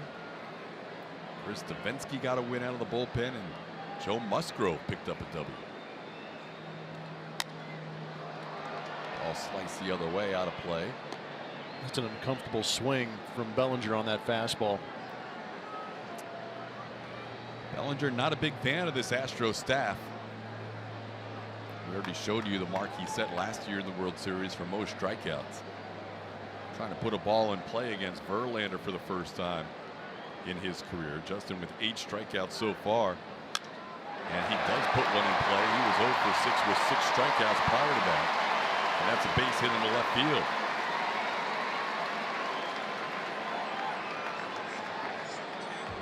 So many times we see 2-strike fastballs up, out, off the plate, just kind of poke the other way, and that's all Bellinger does. Not a very aggressive swing, just kind of redirecting that fastball.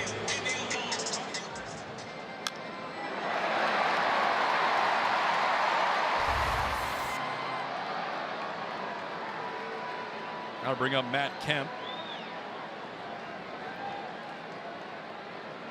Kemp struck out his first time up. He's been battling it a little bit lately. And quite a comeback season for Matt Kemp. Coming into this game batting a team high 296. Leads the team in runs batted in with 64, but on Wednesday he snapped an 0 for 26 with a 1 for 5 game against the Brewers.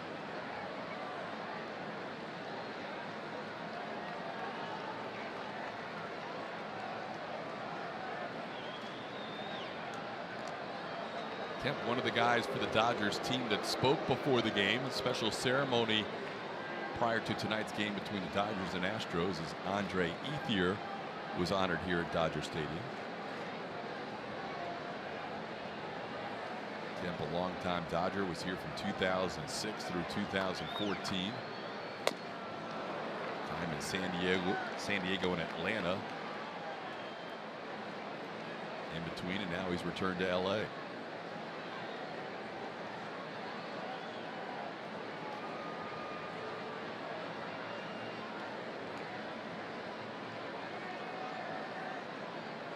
Kemp had a monster year in 2011. He's runner-up in MVP voting to Ryan Braun, who eventually was popped for PEDs that year. 39 bombs, 126 runs batted in. 1 home run away from being a 40-40 guy. He had 40 stolen bases that year. All-Star, Silver Slugger, Gold Glover that year. 1-2 pitch, swing and a miss. Verlander strikes out 3 more in the 4th. He's up to 9 in the ballgame.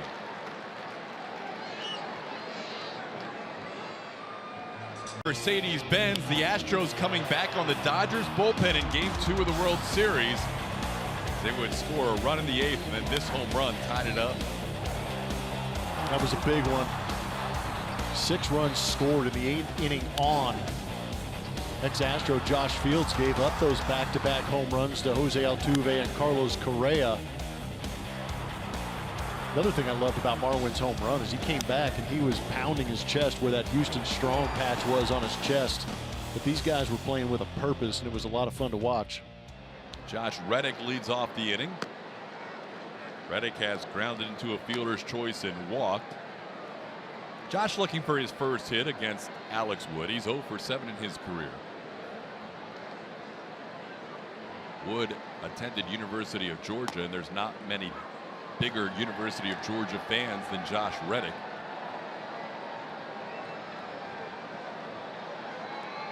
It's rare you see Reddick go more than a day without wearing some sort of apparel that says University of Georgia on it. Here's a pop-up into shallow center. Going back on it is the shortstop. Justin Turner makes the play over his shoulder.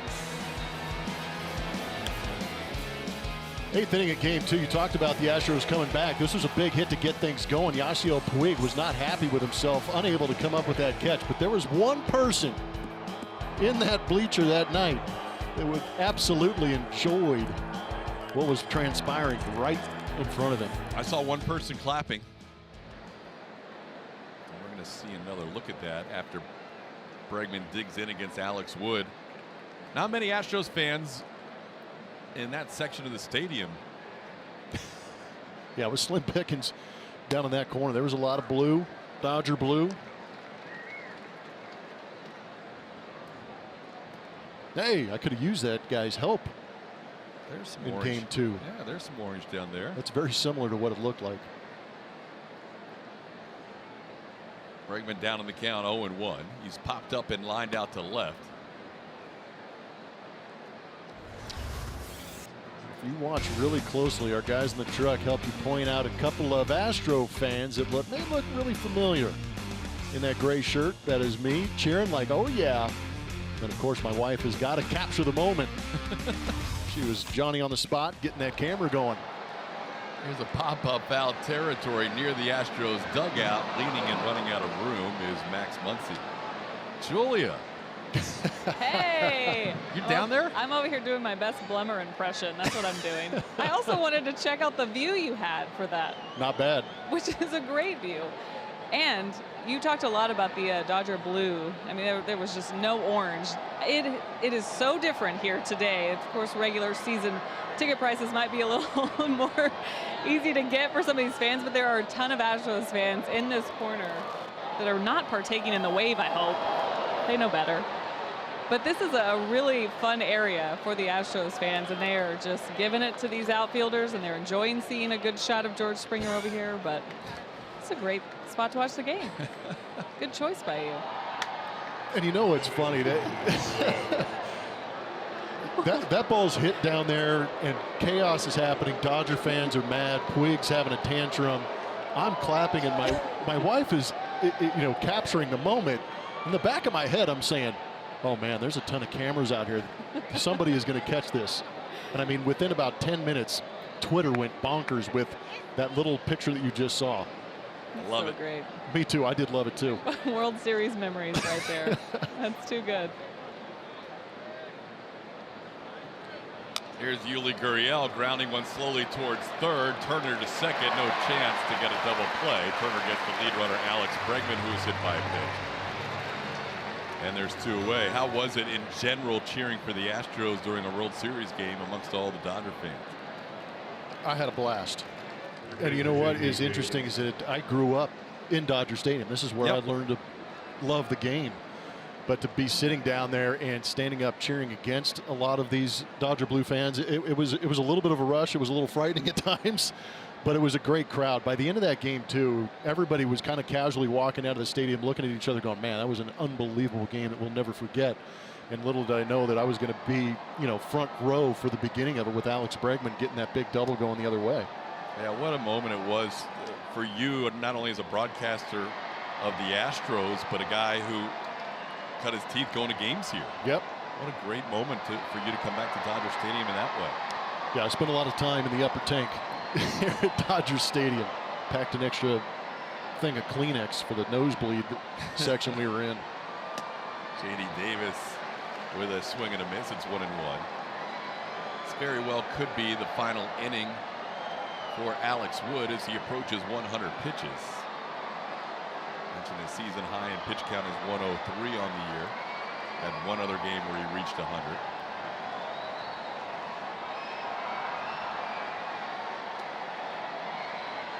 Talk about some of the memories from last year and how Astros fans made it a mission to get here for the World Series.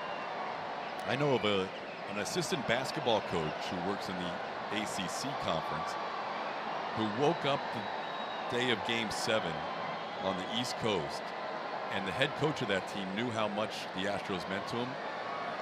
Said, you're flying out to LA. Wow. Come back tomorrow for practice. That assistant coach sat up in those nosebleeds he used to sit in, and Cried like a baby. Say loved every minute of it, right? Cried like a baby after he watched his beloved Astros win their first World Series title. But good for that head coach to allow his assistant to miss a day in the middle of basketball season.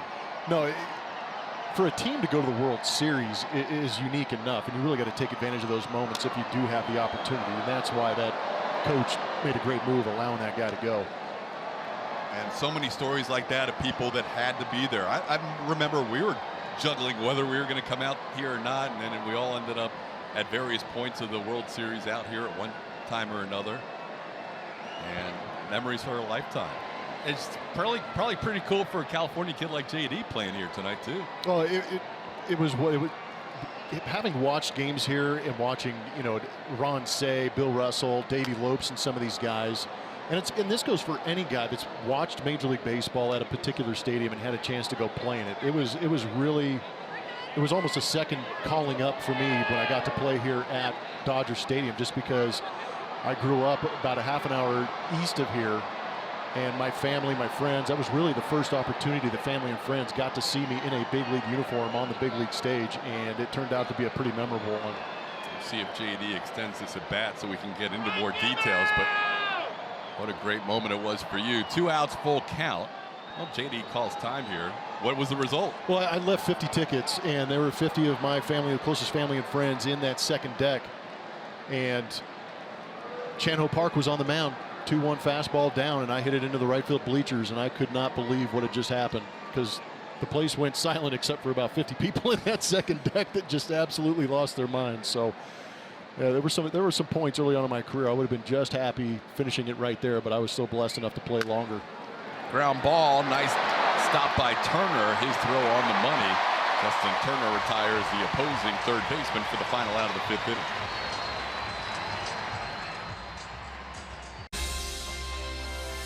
Kate Upton's in the house. Congrats to she and Justin Verlander. They are expecting their first baby after the season, as Verlander pitches here for the first time in the regular season and has a 2-1 lead working into the bottom half of the 5th inning. Max Muncy will lead things off, followed by Chris Taylor and Alex Wood. Verlander tonight has allowed a leadoff home run to Jock Peterson and then a couple of singles. He has struck out 9.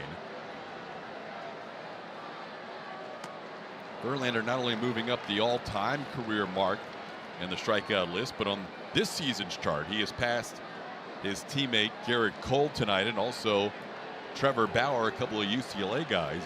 Verlander trails only Chris Sale in the American League. Justin up to 199 strikeouts on the year. Sale has 207. Strikeout number 200, getting Max Muncy swinging. That's 10 strikeouts in the game for Verlander. 1 out into the 5th inning. Impressive stuff. Breaking ball. Slider at 88, just a power slider down and in. Muncy had a tough time with the traditional 12-6 breaking ball that first AB. Mixed it up a little bit on him right there. We've noticed this tonight, and Martin Maldonado is one of the best defensive catchers in the game. There's a couple of pitches that even Maldonado is almost surprised how much break there's going to be on these pitches. He smothered that last one. Here's a line drive to Jake in center field for out number 2.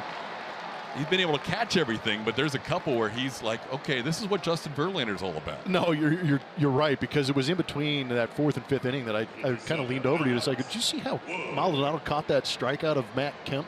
Almost as if that slider surprised him just as much as it did Matt Kemp. But it gives you an idea of how nasty some of the stuff that Justin Verlander has tonight. Now he faces Alex Wood. We were wondering if Wood would be in his last inning of work last inning, because he was due up and he's over 90 pitches, but he is going to hit here. Verlander with a much better pitch count in this game, sitting at 66 right now. Wood in his career is an .095 hitter coming in. This year he is 2 for 37 with a strikeout his first time up. Verlander in double digits for the 7th time this year in strikeouts. And bunting at the 2-strike pitch. That's strikeout number 11. Verlander, a quick 1-2-3 fifth. It's 2-1 Astros.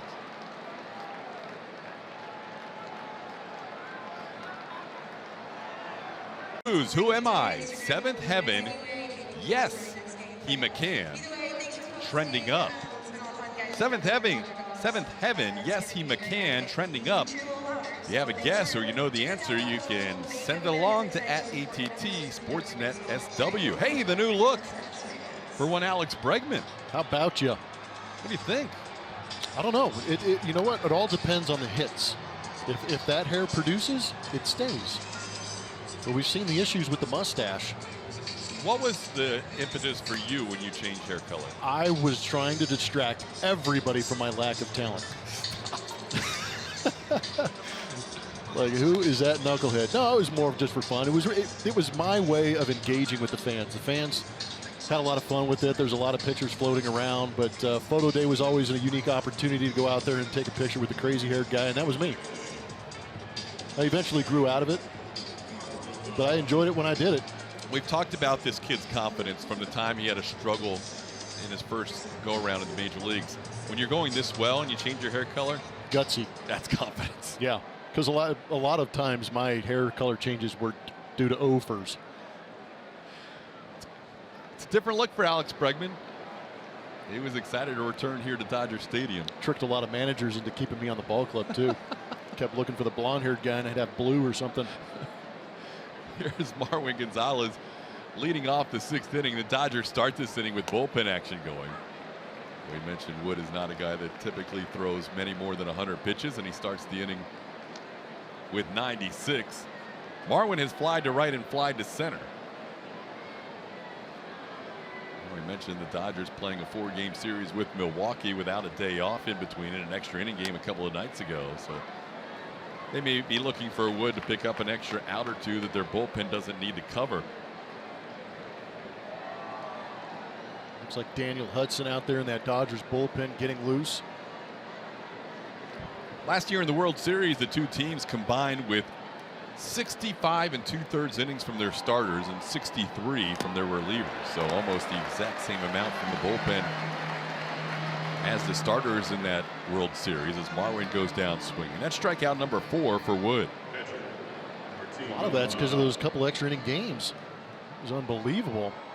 There were also a couple of ball games where Dave Roberts, the manager of the Dodgers, may have pulled his pitchers a little bit early.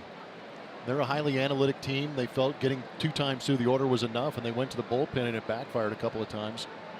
No, you could count the Alex Wood game in that category. I think that might be one of the bigger ones because he was pretty much cruising. And it worked out for the Dodgers that day. They won that game 6-2, but it was a 1-1 game heading into the 9th inning. And Wood had a no-hitter through 5 2/3 innings.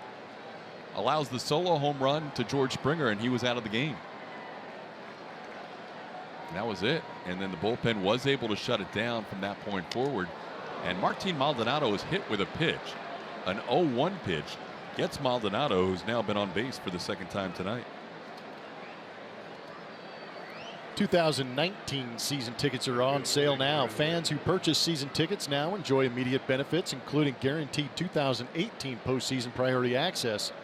For more info, visit astros.com/season tickets or call 1-877-9-ASTROS. So see if Jake Marisnick gets something done here. He and Maldonado were part of the 2-run inning back in the 2nd. Jake with a single and 2 at-bats. Came around to score on an error by Cody Bellinger.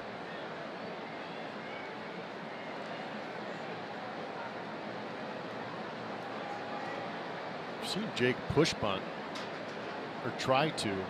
Now would be an interesting time to do it. If he gets it past Alex Wood, he's home free. 1-1 the count. Playing a little bit of a pull shift. Second baseman Taylor playing up the middle, but if he can just push one past Alex Wood, it's wide open. I like that idea.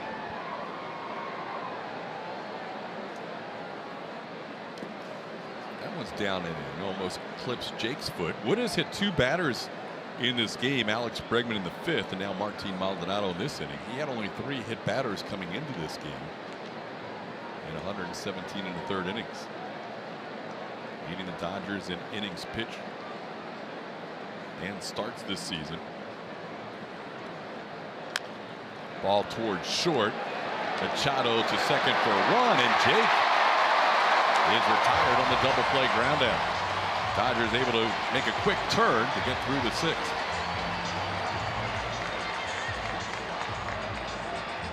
By Nissan, our clues tonight, seventh heaven, yes, he McCann, trending up.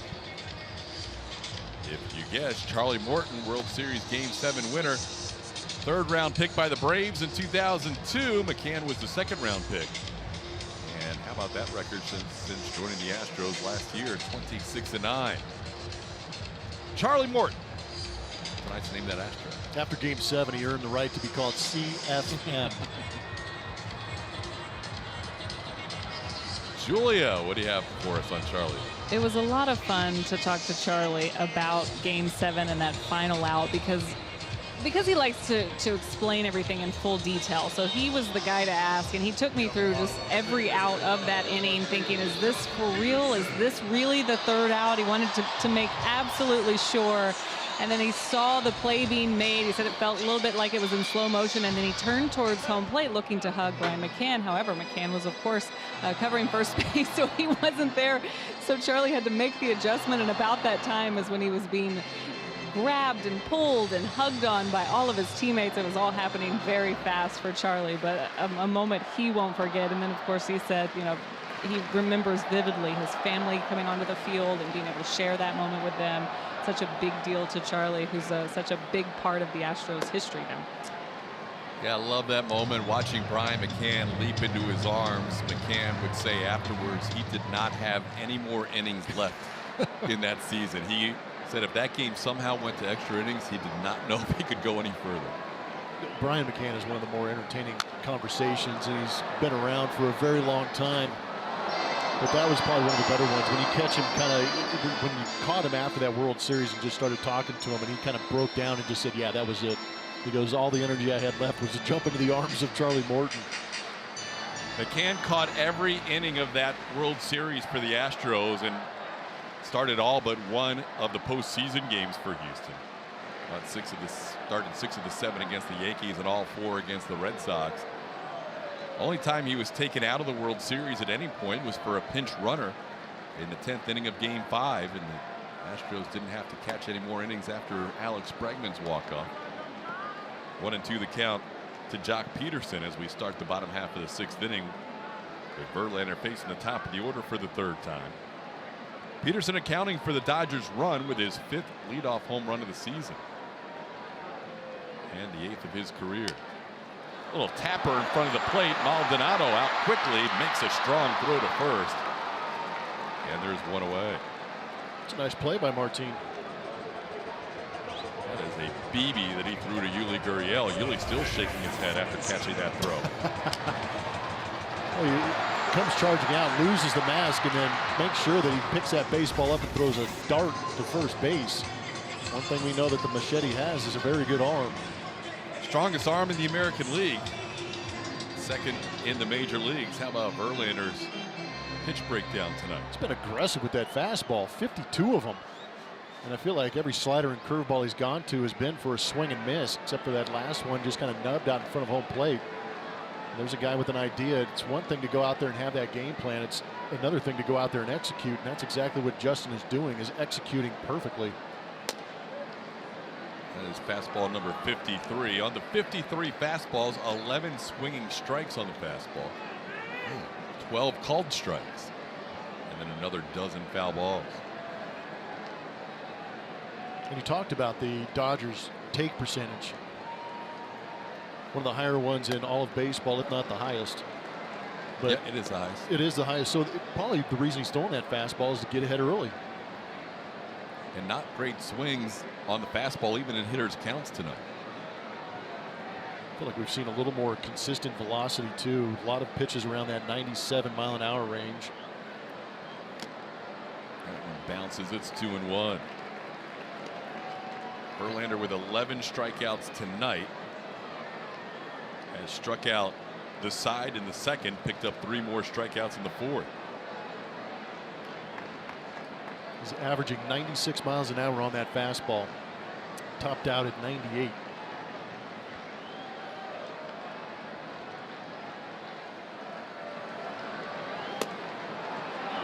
Just missed the edge. Maldonado held it there for an extra beat. It's 3-1. Justin wanted that call. Yeah, I agree. That fastball looked like it came back a little bit at 98 miles an hour. There wasn't much glove movement from Maldonado, but just off the outside edge.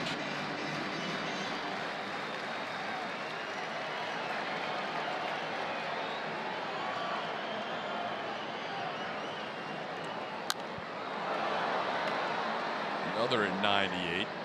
JV feeling it here in this AB against Machado. Nobody's won more games in interleague play than Justin Verlander in his career.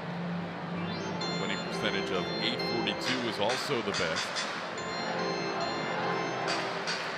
Just peeling back some of their career numbers of Justin Verlander, it's amazing to see how many are as good as they are. It's outstanding totals in interleague play.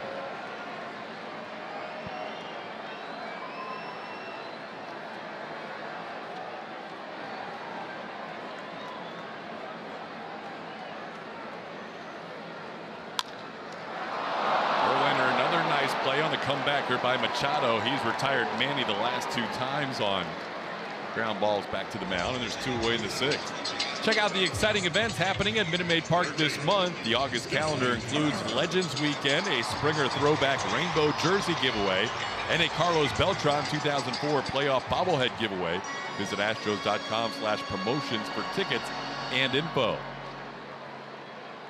Astros play 2 more games against the Giants after this series with LA. Taking on the Giants Monday and Tuesday. And then they'll be back home for a homestand with Seattle for 4 and Colorado for 2. Swing and a miss by Justin Turner. It's 0-1. Verlander continues to let that fastball eat, getting plenty of swinging strikes with the fastball. Verlander has a season high of 14 strikeouts this year against the Yankees. It is also one of 3 times in his career he struck out as many as 14. Second highest strikeout total of the season, a dozen against his former team, the Tigers. That strange game right before the All-Star break, where JV allowed 4 home runs facing his former team for the first time.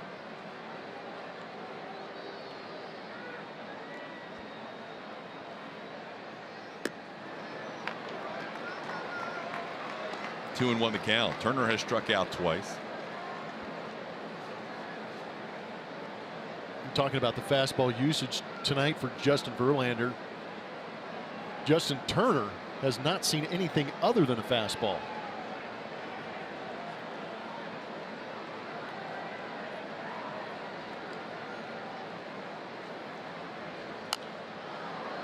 Two and 2 the count. It's in the category of if it's not broken, don't fix it. Because Verlander has had a lot of success in his career against Turner. It's the second game back off the DL for Turner.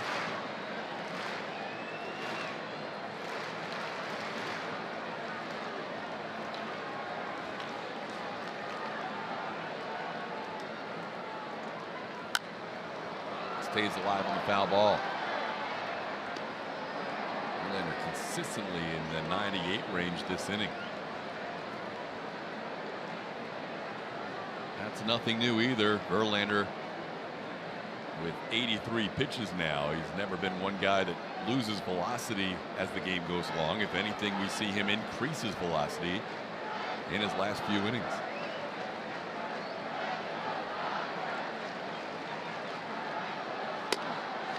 There's 9 and 7.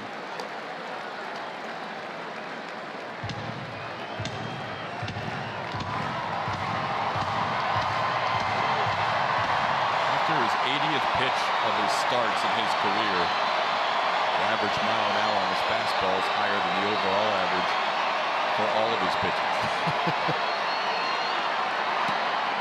That one away. That was 99. That was the highest velocity fastball of the night, but it missed the plate. That's the first walk issued by Verlander with 2 outs. Turner had been 0 for 11 in his career against Verlander before that walk.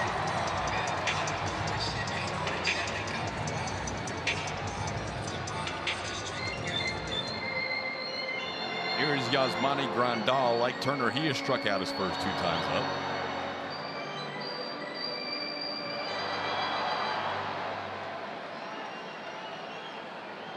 Grandal struck out his first time out, first time up against the curveball. The second time it was the fastball.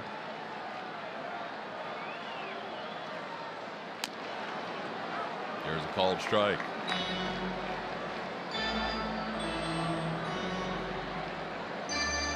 .86 pitches into this game for Verlander, 64 strikes. A rare walk with 2 outs.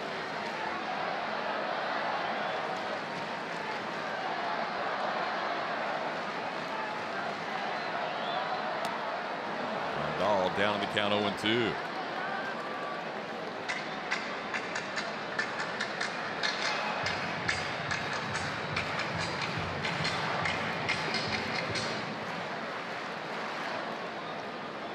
Up to 201 strikeouts on the season.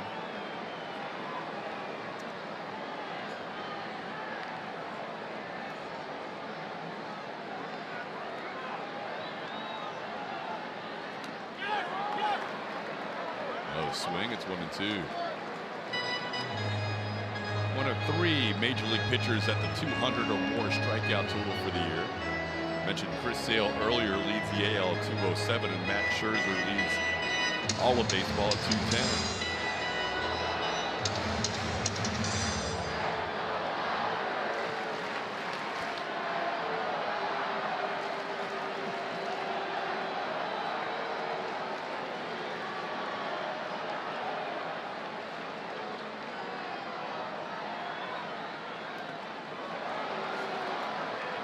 Wow. Good job. Maldonado keeping that ball in front, keeping the runner right where he's at first.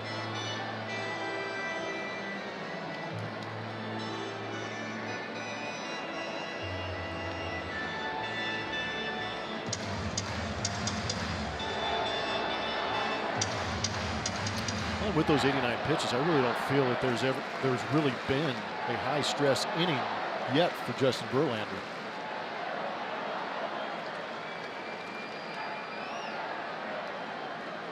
Other than the home run, no other Dodger has reached second base. Called third strike, strikeout number 12 for Verlander. Grandal doesn't like the call. Verlander up to 202 strikeouts on the year as he picks up this called third strike. App from iTunes or Google Play, or visit AT&TSportsnet.com to stream on your computer. Log in with your cable account and you're all set. Available for those with AT&T Sportsnet in their TV subscription. Blackouts and territorial restrictions apply. Kind of an interesting situation here, Blummer. Alex Wood came out to begin warm-up tosses at the beginning of the inning, and I was surprised to see Wood out there because, frankly, he's usually not a guy that throws this many pitches. He's at 105, which is his season high, and yet Dave Roberts had him warming up to start the inning, and then all of a sudden a trainer comes out and Dave Roberts comes out and they go to the bullpen. So yeah, there was really no motion made to what it was, but it kind of felt as if they maybe needed a little more time to get the reliever loose in the bullpen. Just saying. That's what I was thinking. Because Daniel Hudson was getting loose earlier. Floro got up a little bit after Daniel Hudson. But if you take out the pitcher with the trainer, usually it explains that the pitcher coming in has as much time as he needs to get loose on the mound and get into this ball game.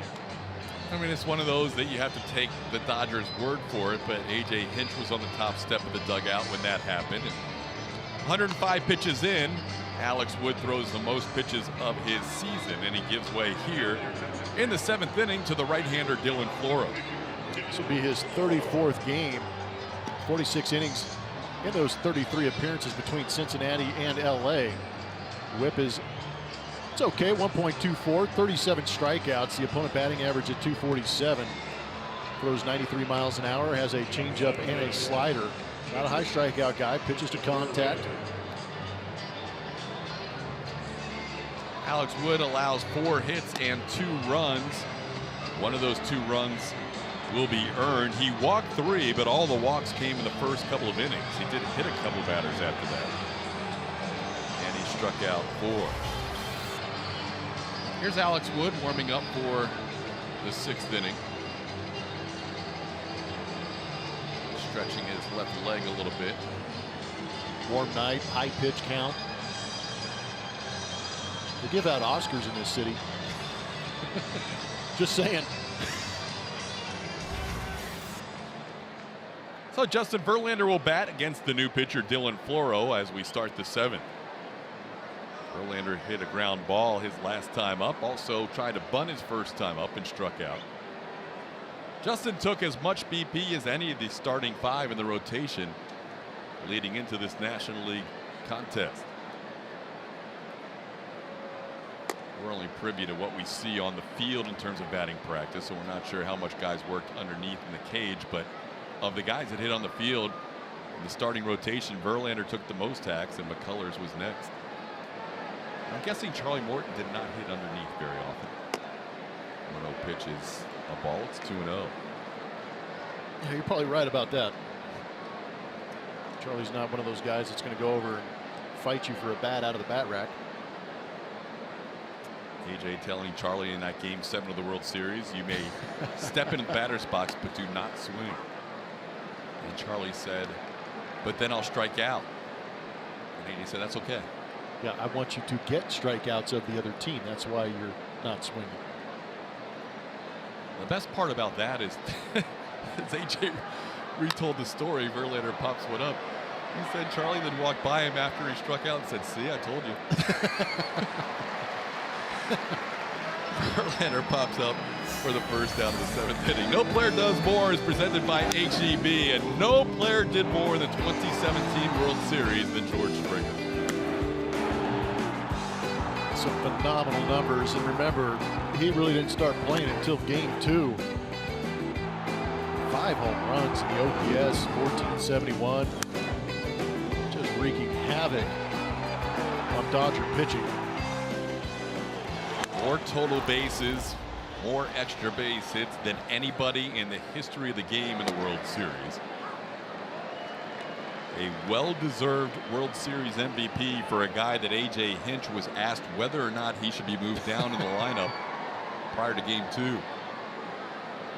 said, we're fine. I like my guy there.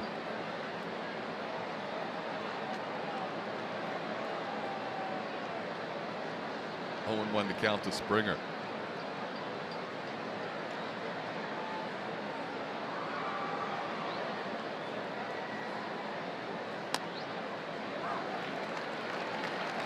Recounting tales from the World Series, there was a cool moment with Springer and A.J. Hinch too in Game 7, because A.J. and George always talk before his very first at bat, and basically is, should I swing or should I take? George always wants to swing. Occasionally A.J. said it's not bad to see a pitch here or there. But the last thing A.J. said to George on the way to the batter's box for the first at bat of Game 7 of the World Series was, if you score, we're winning the World Series. No pressure. George came around to score, and AJ said he almost took his arm off with a high five and said, we're going to win the World Series. And AJ thought to himself, I hope I'm right. Hope this works out for us. And it did. Inning later, it was 5-0 thanks to a Springer home run. Here he grounds one to the right side, and he's retired for out number 2. With those big numbers that George put up in order to get that MVP award, he set World Series records in extra base hits, leadoff home runs, consecutive games with a home run, and 29 total bases. Just a heavy hand in the history books for George Springer in that 2017 World Series. Here's Reddick.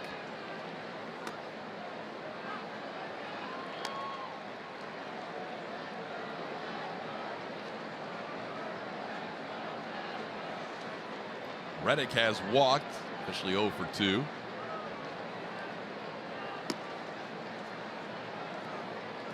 Astros haven't had much of a threat since really the 2nd inning. They had a runner third base with 2 outs in the third on a wild pitch. And since then, nobody has reached as far as second base. These are the top 2 teams in ERA in all of baseball. Got to cast the jackknife out of the way of that one. At this point, AJ looking through his card and how it'll match up. National League Baseball obviously letting Justin Verlander hit here in the 7th. He wants JB to go at least an inning, if not more. Here's a strike called. It's 2-2. AJ trying to look ahead as to which matchups he likes out of the bullpen for which batters. No, I think you're exactly right, because we know that AJ, talking about the bullpen, he kind of counts backwards.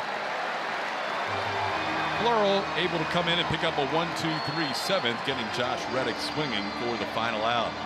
7th inning stretch time here at Dodger Stadium. It is 2-1 Astros. We're going to send it to Kevin Eschenfelder and Mike Stanton in our Rooms to Go lounge. T-Mobile, and it's all Justin Verlander. He's working with Martin Maldonado for the first time tonight and looking pretty good even after that home run he gave it to Jock Peterson to start the day. He was in complete control, sitting down the next 6. 12 strikeouts today for Justin Verlander. He passed the 200 strikeout mark in his 24th start. That dominance looks like it's back, guys. He not really struggling. You hate to use the word struggling, but there were things that he was hoping to improve on, kind of get back on track like he was pitching earlier in this season. Looks like it tonight, TK. Yeah, it does, and really living with a fastball primarily, Julia, and that's a good sign. Verlander only lasted 5 innings in his last start and threw 99 pitches in that outing against Texas, but he's one of the key reasons why the Astros have 12 more starts than any other team of 6+ innings and 2 runs or less. Line drive by Bellinger, caught by Marwin Gonzalez. Justin was jumping along with Marwin there on the first out of the 7th. And the Astros are very good at going deep into ball games, taking some pressure off that bullpen, but starters going 6 innings plus, allowing 2 earned runs or less. 12 games better. This is up to date. 12 games better than the Cleveland Indians. 62 games they've had 6+ innings and 2 or less runs. It was remarkable stuff. And to the point of that Julie was talking about, where Justin had a couple of games where he scuffled. If he didn't set the bar so stinking high early on in the season, we wouldn't look at those starts. But he has been so good so early that a couple of blips on the radar kind of make you wonder. But today it looks as if he's got that command back. Yeah, the pitch count has been in really good order tonight as he faces Matt Kemp, and Kemp pops one up. Yuli Gurriel on the right side with nobody around him, puts it away for out number 2. That's one where Yuli has to get used to no Jose Altuve. Normally he's called off that play. But nobody around him on that pop-up. There's 2 away. I wonder if that's in the pregame scouting report. Altuve's not on the field. Go catch the pop-ups. So 2 quick outs for Verlander, who got the hit in the top half of this inning. AJ hoping for a relatively low pitch count, so he may be able to send Justin back out there possibly for the 8th if he so chooses. Here's Max Muncy. Max Muncy takes a called strike.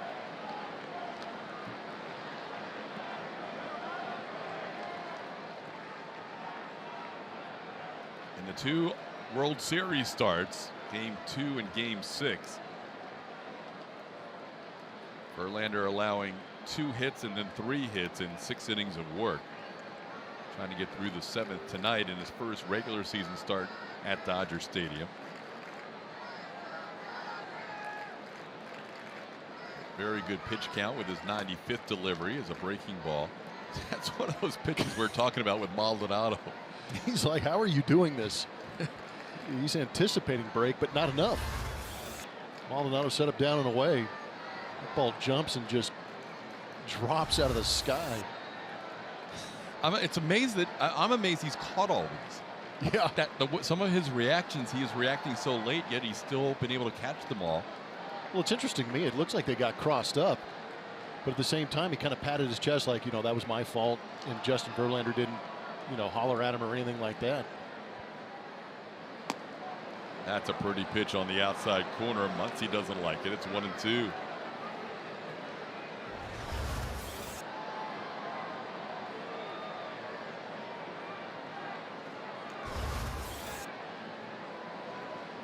Muncy has struck out twice tonight against Verlander. Swing and a miss. That is 13 strikeouts for Verlander. He is through 7 with a 2-1 lead.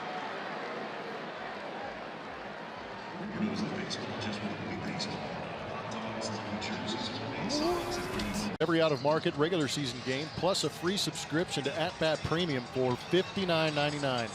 Blackout and other restrictions apply. Visit MLB.tv to take advantage of this special offer. Here's Alex Bregman leading off the 8th inning. Astros leading 2-1. Bregman batting in the 3rd spot tonight, as he did a couple of games ago against Seattle. Bregman was hit by a pitch his last time up, 0 for 2. He's facing a new pitcher for the Dodgers. Daniel Hudson takes over in the 8th. Daniel Hudson's an interesting story. He's had multiple Tommy John surgeries, working back and still throwing pretty firm out of that bullpen for the LA Dodgers, averaging 95.5 miles an hour on his fastball. Also has a changeup and a slider. 41 2/3 innings pitched. He has 40 strikeouts since the break. Hitters hitting under 200.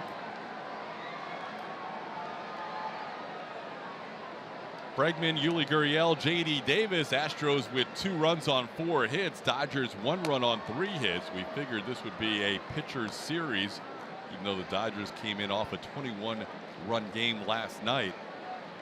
Tonight, Justin Verlander has limited them to a leadoff home run and a couple of singles. Hudson, the 3rd pitcher of the game for L.A., following Alex Wood and Dylan Floro. On the ground toward short, Machado on the move makes the play for out number 1. Well, Bregman retired for the 1st out of the 8th.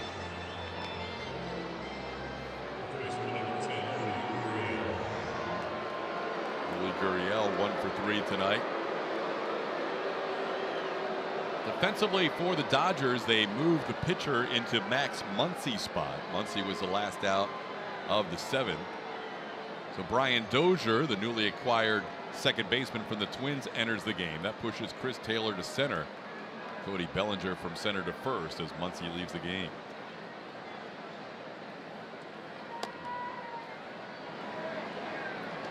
Dodgers do have some flexibility with their maneuvers.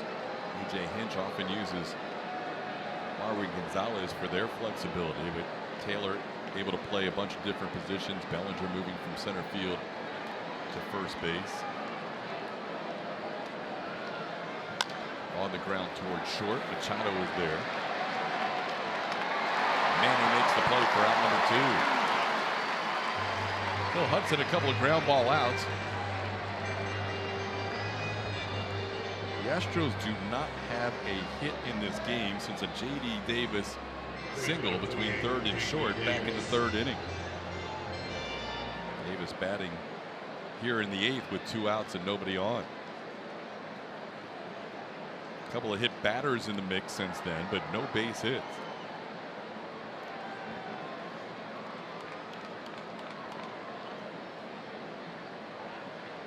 J.D. throws a lot of sliders to right-hand hitters, more than he will the fastball. Slider comes in at 88 miles an hour. It's 0-1. Excellent pitch. Short, quick break on that outside corner.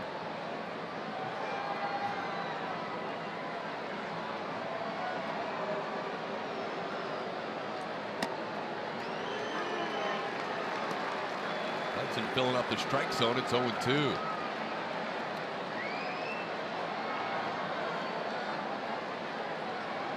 Interesting to see how A.J. Hinch is able to get Evan Gattis into games during this remainder of the road trip. 5 National League contests the rest of the way. Evan's been good since the break. He'll get his pinch hit opportunities. But maybe not tonight, the way Justin's going.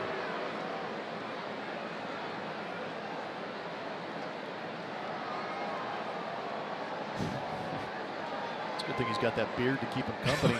They could keep him occupied. 1-2 the count.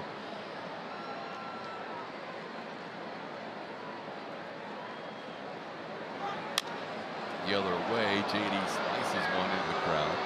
Big crowd tonight Dodger Stadium, rematch of the 2017 World Series, 53,598. I imagine we'll be over 150,000 for the 3-game series.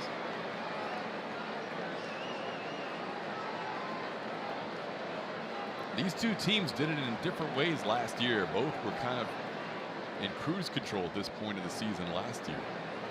Double-digit leads for both in the early stages of August. It's a ball hit hard to right field. Kemp comes on and makes the plays. J.D. Davis lines out to right. He's had some good at-bats today. But a 1-2-3 inning for Hudson. Light, hold, true moment. Another good breaking ball from Justin Verlander, nubbed out in front of home plate. Martin Maldonado quickly out from behind home plate, takes off the mask, barehands it, sets the feet, throws a BB down to first base, trying to throw it through Yuli Gurriel. Luckily, he caught it for the out, but good defense from the Gold Glover, Martin Maldonado.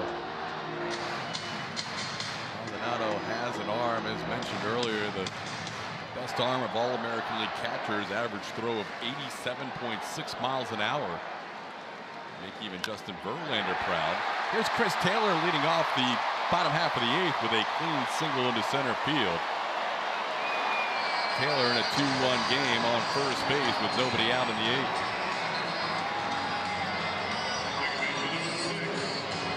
Got a little bit of a rise out of some of the 53,000 here. It's been a while since they've seen that leadoff man on. Last time they saw that was back in the 3rd inning when Chris Taylor led off the 3rd inning with a base hit. Taylor's had his share of success against Verlander. He had that big double in Game 6 that was the deciding blow. What would be a 3-1 Dodgers win as they staved off elimination in that game. Ryan Dozier, first at bat of the night, sends one high in the air to left center field. Reddick and Jake are there. Jake finally calls off Josh for the first out. Jake saying, I thought you had it, and then I came closer to me, and so I took it.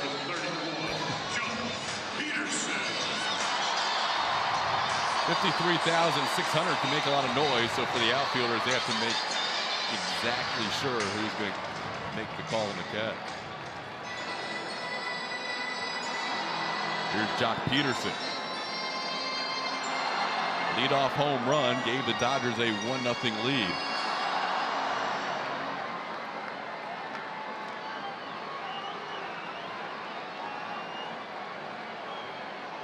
Since then, Verlander has retired him twice.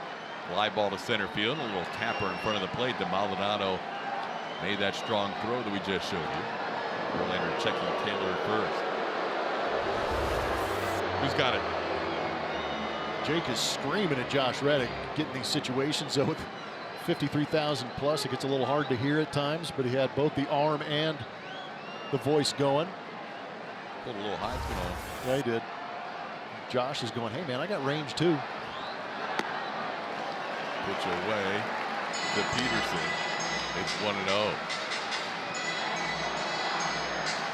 Verlander sitting at 100 pitches on the night. And Hector Rondon beginning to warm up in the Astros bullpen.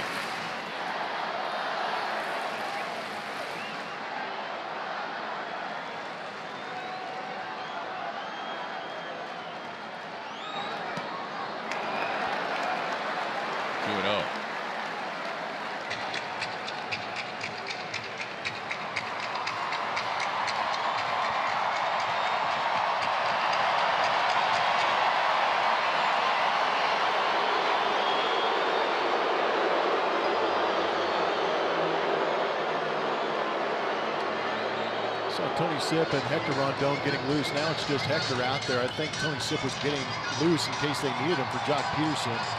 Manny Machado on deck. Justin Turner behind him. A couple of right-handers.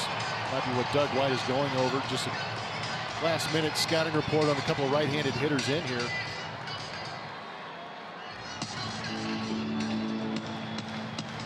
Also a good time for Maldonado to have a meeting with Justin Verlander in a 2-0 count.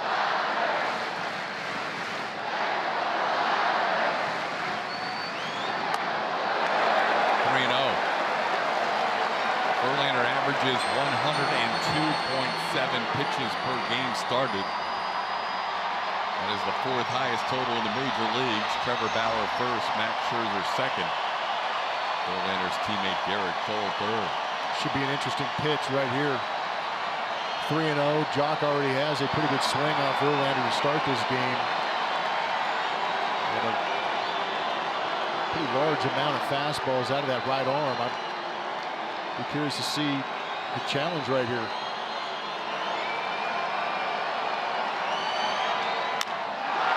A little quick as he pulls one down the line. Plenty of distance for a home run, but he hooked it foul. It's a good location inside, though. You knew that Jock Peterson is seeing the ball good out of the hand of Justin Verlander, but putting that fastball on the inside corner forced Jock Peterson to turn on it. Home run distance, just pulled incredibly foul. Long strike. Left his bat at 114. My goodness.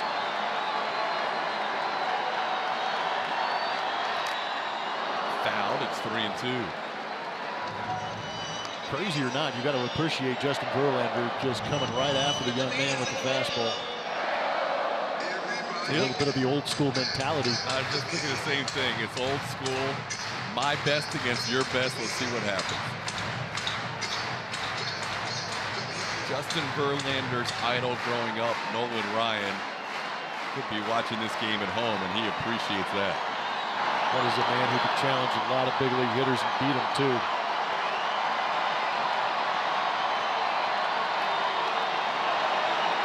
3-0 has gone to 3-2 now with a runner on first and one out, and time is called. With this noise, Verlander's not going to hear Jim Wolf very easily, so he did not see time have been called until he started his delivery.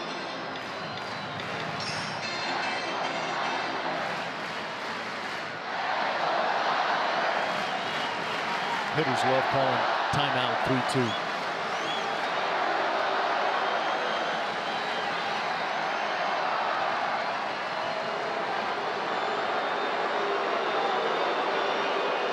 Justin with his own version of the stall tactic. These two teams played a brilliant World Series tonight. Another great game, 2-1, bottom of the 8th inning. Both teams with 4 hits.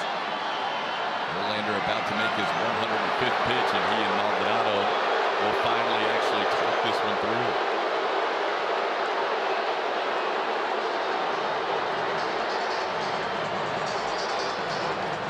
Maldonado's first rodeo, but when Justin Verlander wants to throw a pitch, Verlander's going to throw that pitch. Kind of get the feeling that A.J. Hinch is flashing back to some of those days when he was catching with that little bit of a smirk. On the road, messing with the crowd a little bit, stall tactics, stepping in and out, guys calling timeout. There's a little bit of gamesmanship going on right here. He got him! Verlander strikes out Peterson after being down in the count 3-0. That is 14 strikeouts, matching his career high. Phenomenal pitch in a 3-2 count after challenging Jock Peterson several times with that fastball. Spins one on him and gets him. That was beautifully done. A.J. Hinch coming out to get Verlander after a 14 strikeout performance, tying his career high. 4th time he has done that, 2nd time this year. What a night for Justin at Dodger Stadium.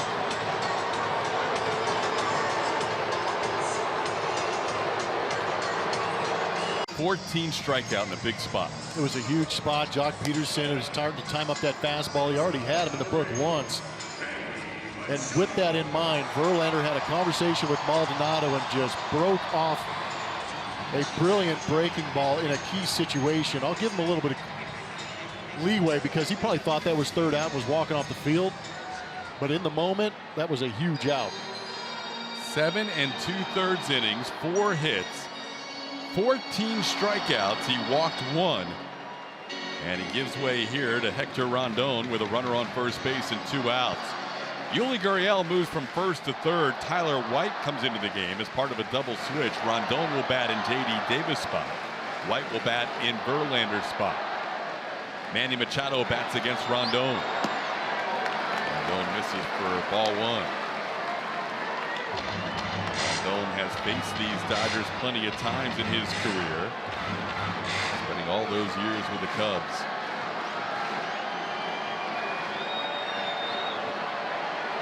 Runner on the move. The throw is into the runner. Bregman will track it down on the stolen base by Chris Taylor, his 5th stolen base of the year.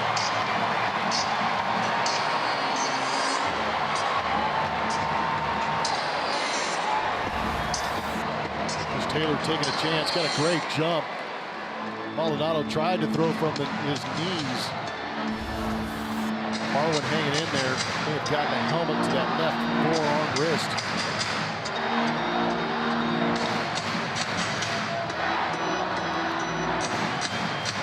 1-1 to count to Manny Machado. Machado has faced Hector Rondon twice in his career. He's 2 for 2 with a couple of singles.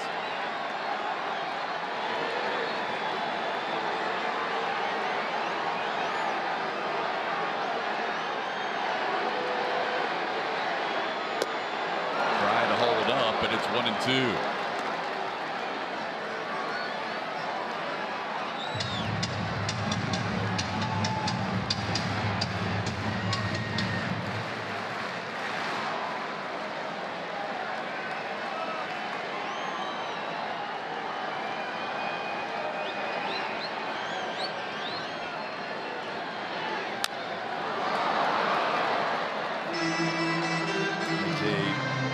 Looking for a 4-out save tonight from Hector Rondon. Bring him on here in the 8th inning with a tying run on base and 2 outs.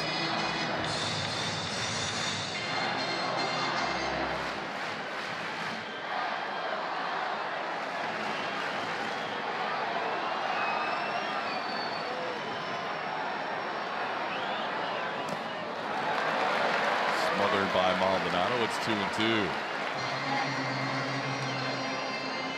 More than a casual observer over there on the front row of the dugout. What a night for Justin Verlander, matching his career high in strikeouts with 14. Picking up his 14th strikeout on pitch number 105 of the night.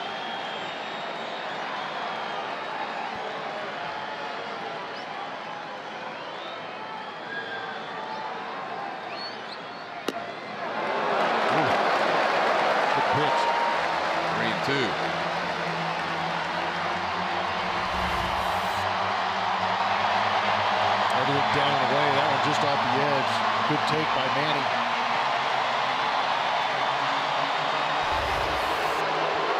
Maldonado's going to go out, maybe mix up the signs a little bit and talk with Hector Rondon. With Chris Taylor at second base, there is a little bit of a paranoia between these two teams on if signs are being relayed from second base to the hitter at home. A little bit of a history of that. Two guys relatively new to the team too, not part of the World Series last year, but they were well informed before.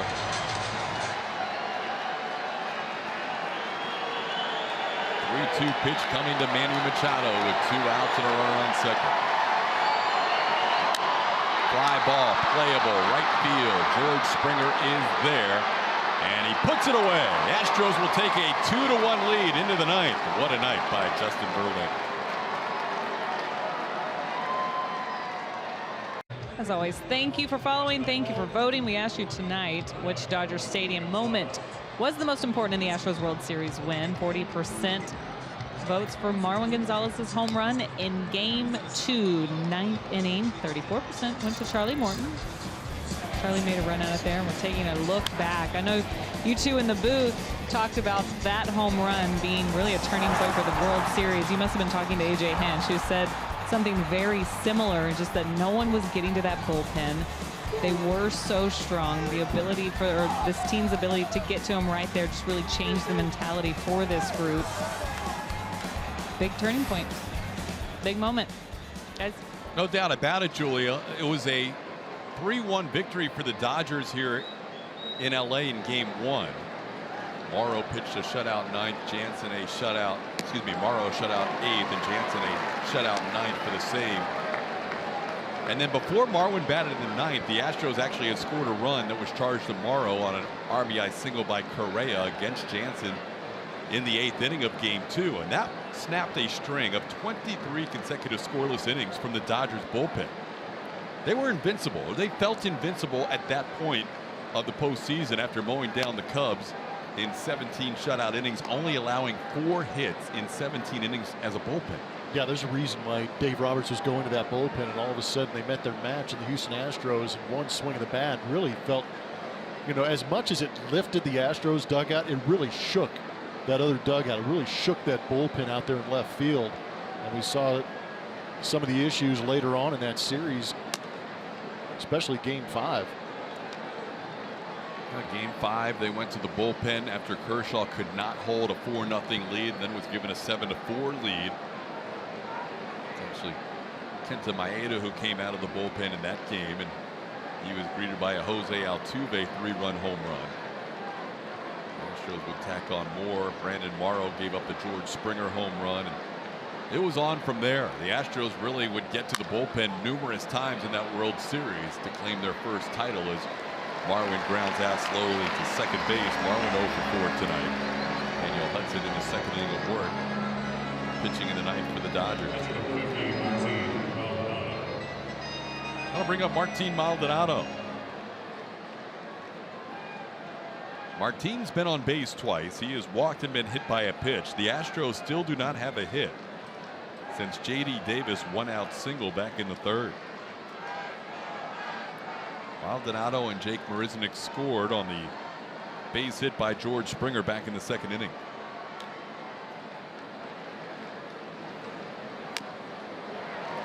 One run driven in by George, the other one coming in on the error by then center fielder Cody Bellinger, who's now playing first.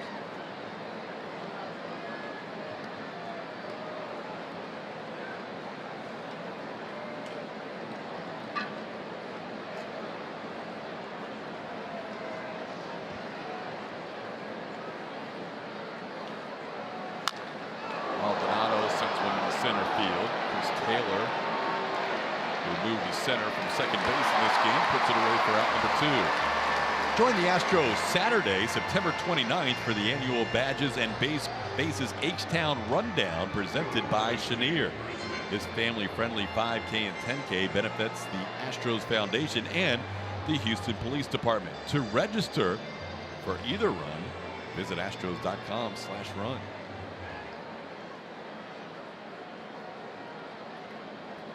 Two outs, bases empty. Jake Marisnick, the batter.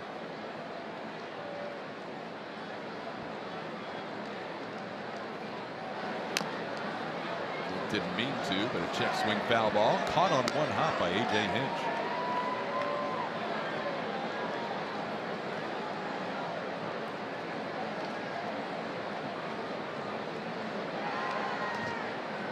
Jake singled and scored what has been the go-ahead run and only run since that point of the game. Back in the 2nd inning. He also struck out and grounded into a double play. What a night it was for Justin Verlander tonight. Not given much run support, but he made it hold up after a leadoff home run by Jock Peterson as the only run JV would allow.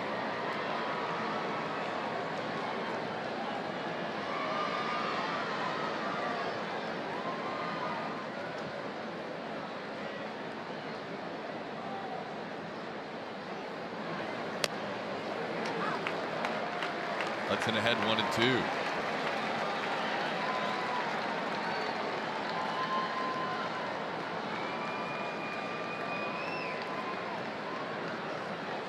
Most of the career for Daniel Hudson spent with the Arizona Diamondbacks. Began his career with the White Sox. Pitched in Pittsburgh last year. And he hits Marisnick on a pitch up and in. That's the 3rd batter hit by Dodgers pitching tonight. With a little grimace as he heads down to first. 96.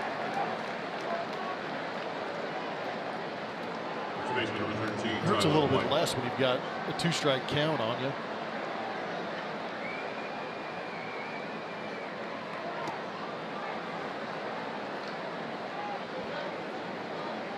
Tyler White will get his first at bat.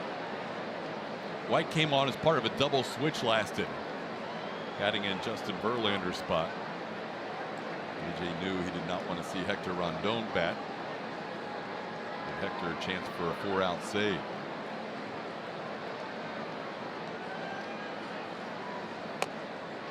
Strike call.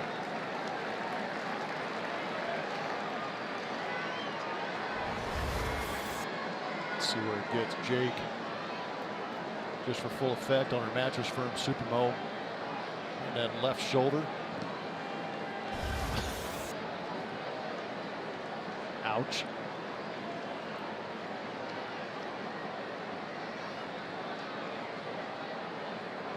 Jake on the move. Pitches through the catcher Grandal. Jake a head first slide. He was not aware that pitch got through. A stolen base for Marisnik. That's his third of the season.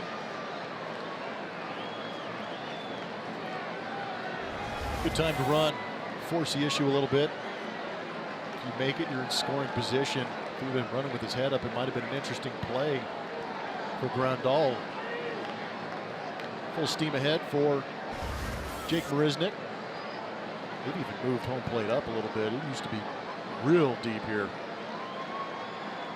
Remember the dugouts and the backstop being well tucked in comparison to what they are now. 2-1 count. This will be a big spot at Tyler White. Can connect on a base hit here and give the Astros an extra run heading to the bottom half of the ninth inning. Dodgers will have their 3, 4, 5 hitters to up.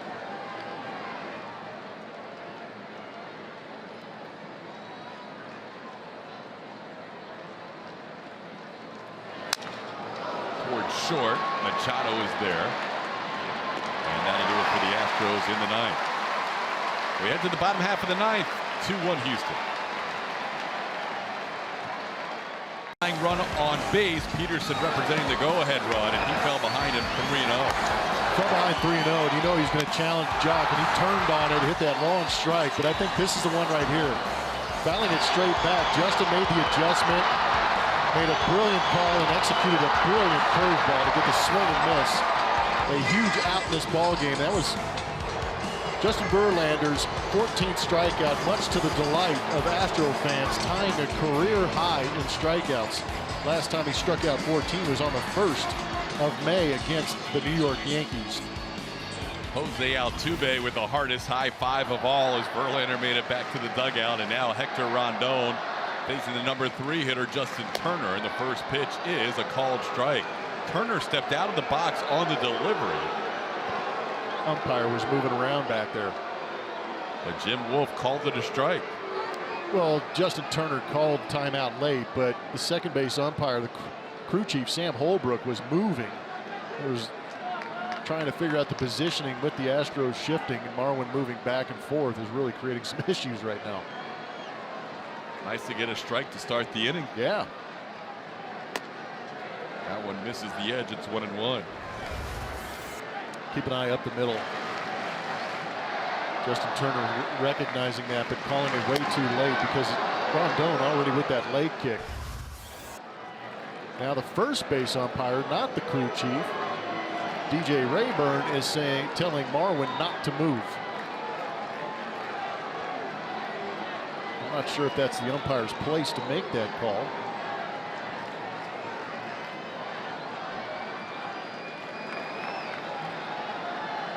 Is that a new page in the rule book?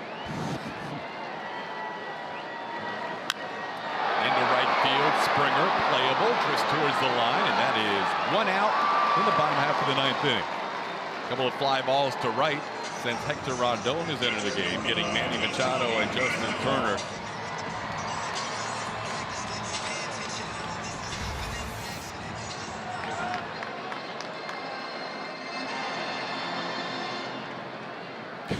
Marwin messing with people.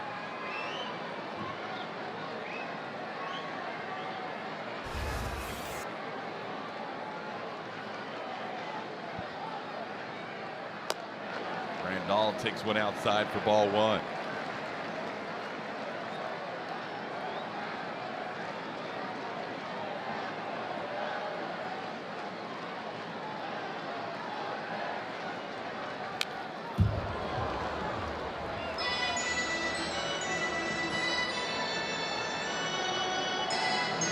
Verlander in 3 at-bats against Rondon, struck him out all 3 times, 3 of the 14 strikeouts.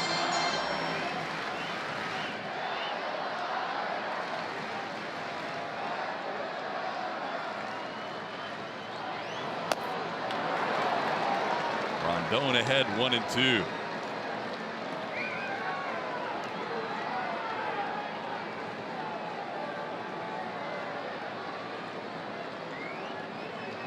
Rondon has been great all year long for the Astros, especially away from Minute Maid Park, as he picks up a strikeout of Rondon for out number 2. First strikeout for Rondon. Houston Astros baseball on AT&T Sportsnet is brought to you by Toyota. Let's go places. And by Arctic. Overbuilt, not overpriced.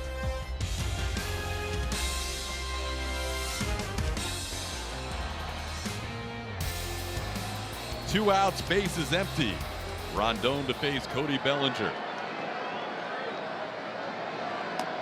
That is a fastball for a strike, even though Maldonado didn't catch it. It was right over the plate, 0-1. Bellinger 1 for 3, a single in the 4th. Dodgers had that leadoff home run by Jock Peterson, and since then 3 singles. The Astros pitchers, Verlander 14 and Rondon 1, have struck out 15 Dodgers. 1-1 the count.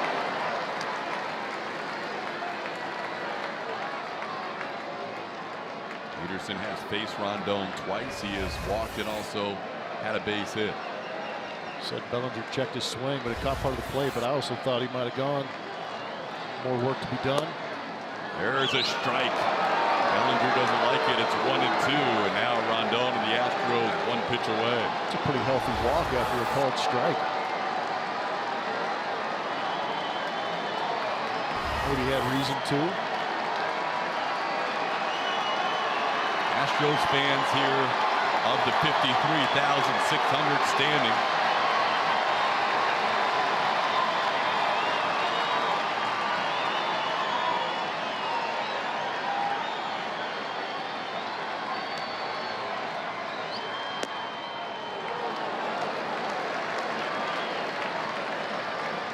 Great pitch by Rondon, recognizing he got a call a little bit off the outside corner. Go right back out there.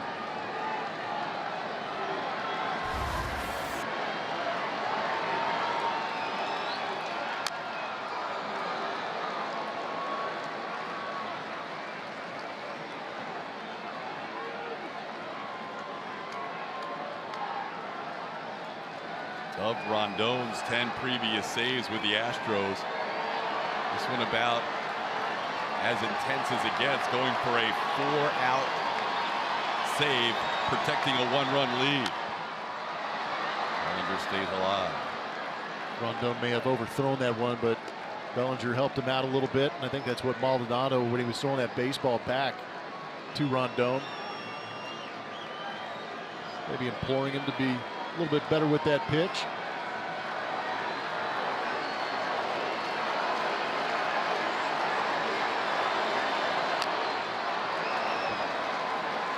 That fastball flat beat.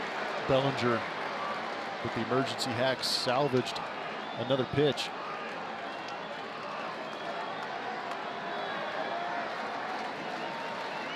Last year when the Dodgers defeated the Cubs to get to the World Series, Rondon pitched in 3 of those games.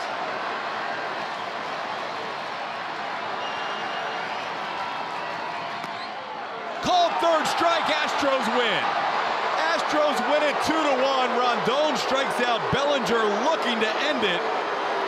Verlander the win, Rondon the save. A pitcher's duel, and the Astros win the opener. That was a fun rematch of last year's World Series. Great job by Hector Rondon. A lot of pitches on that outside corner. That one tailing back over. Bellinger thought it was down, but it was strike 3 to finish off this game. And the Astros, behind Justin Verlander and Hector Rondon, shut down the Dodgers after they scored 21 runs last night. What a night for the Astros. They win on a Friday night to kick off this 3-game series rematch of the World Series of last year. We'll have more, including the post-game show, coming up after this.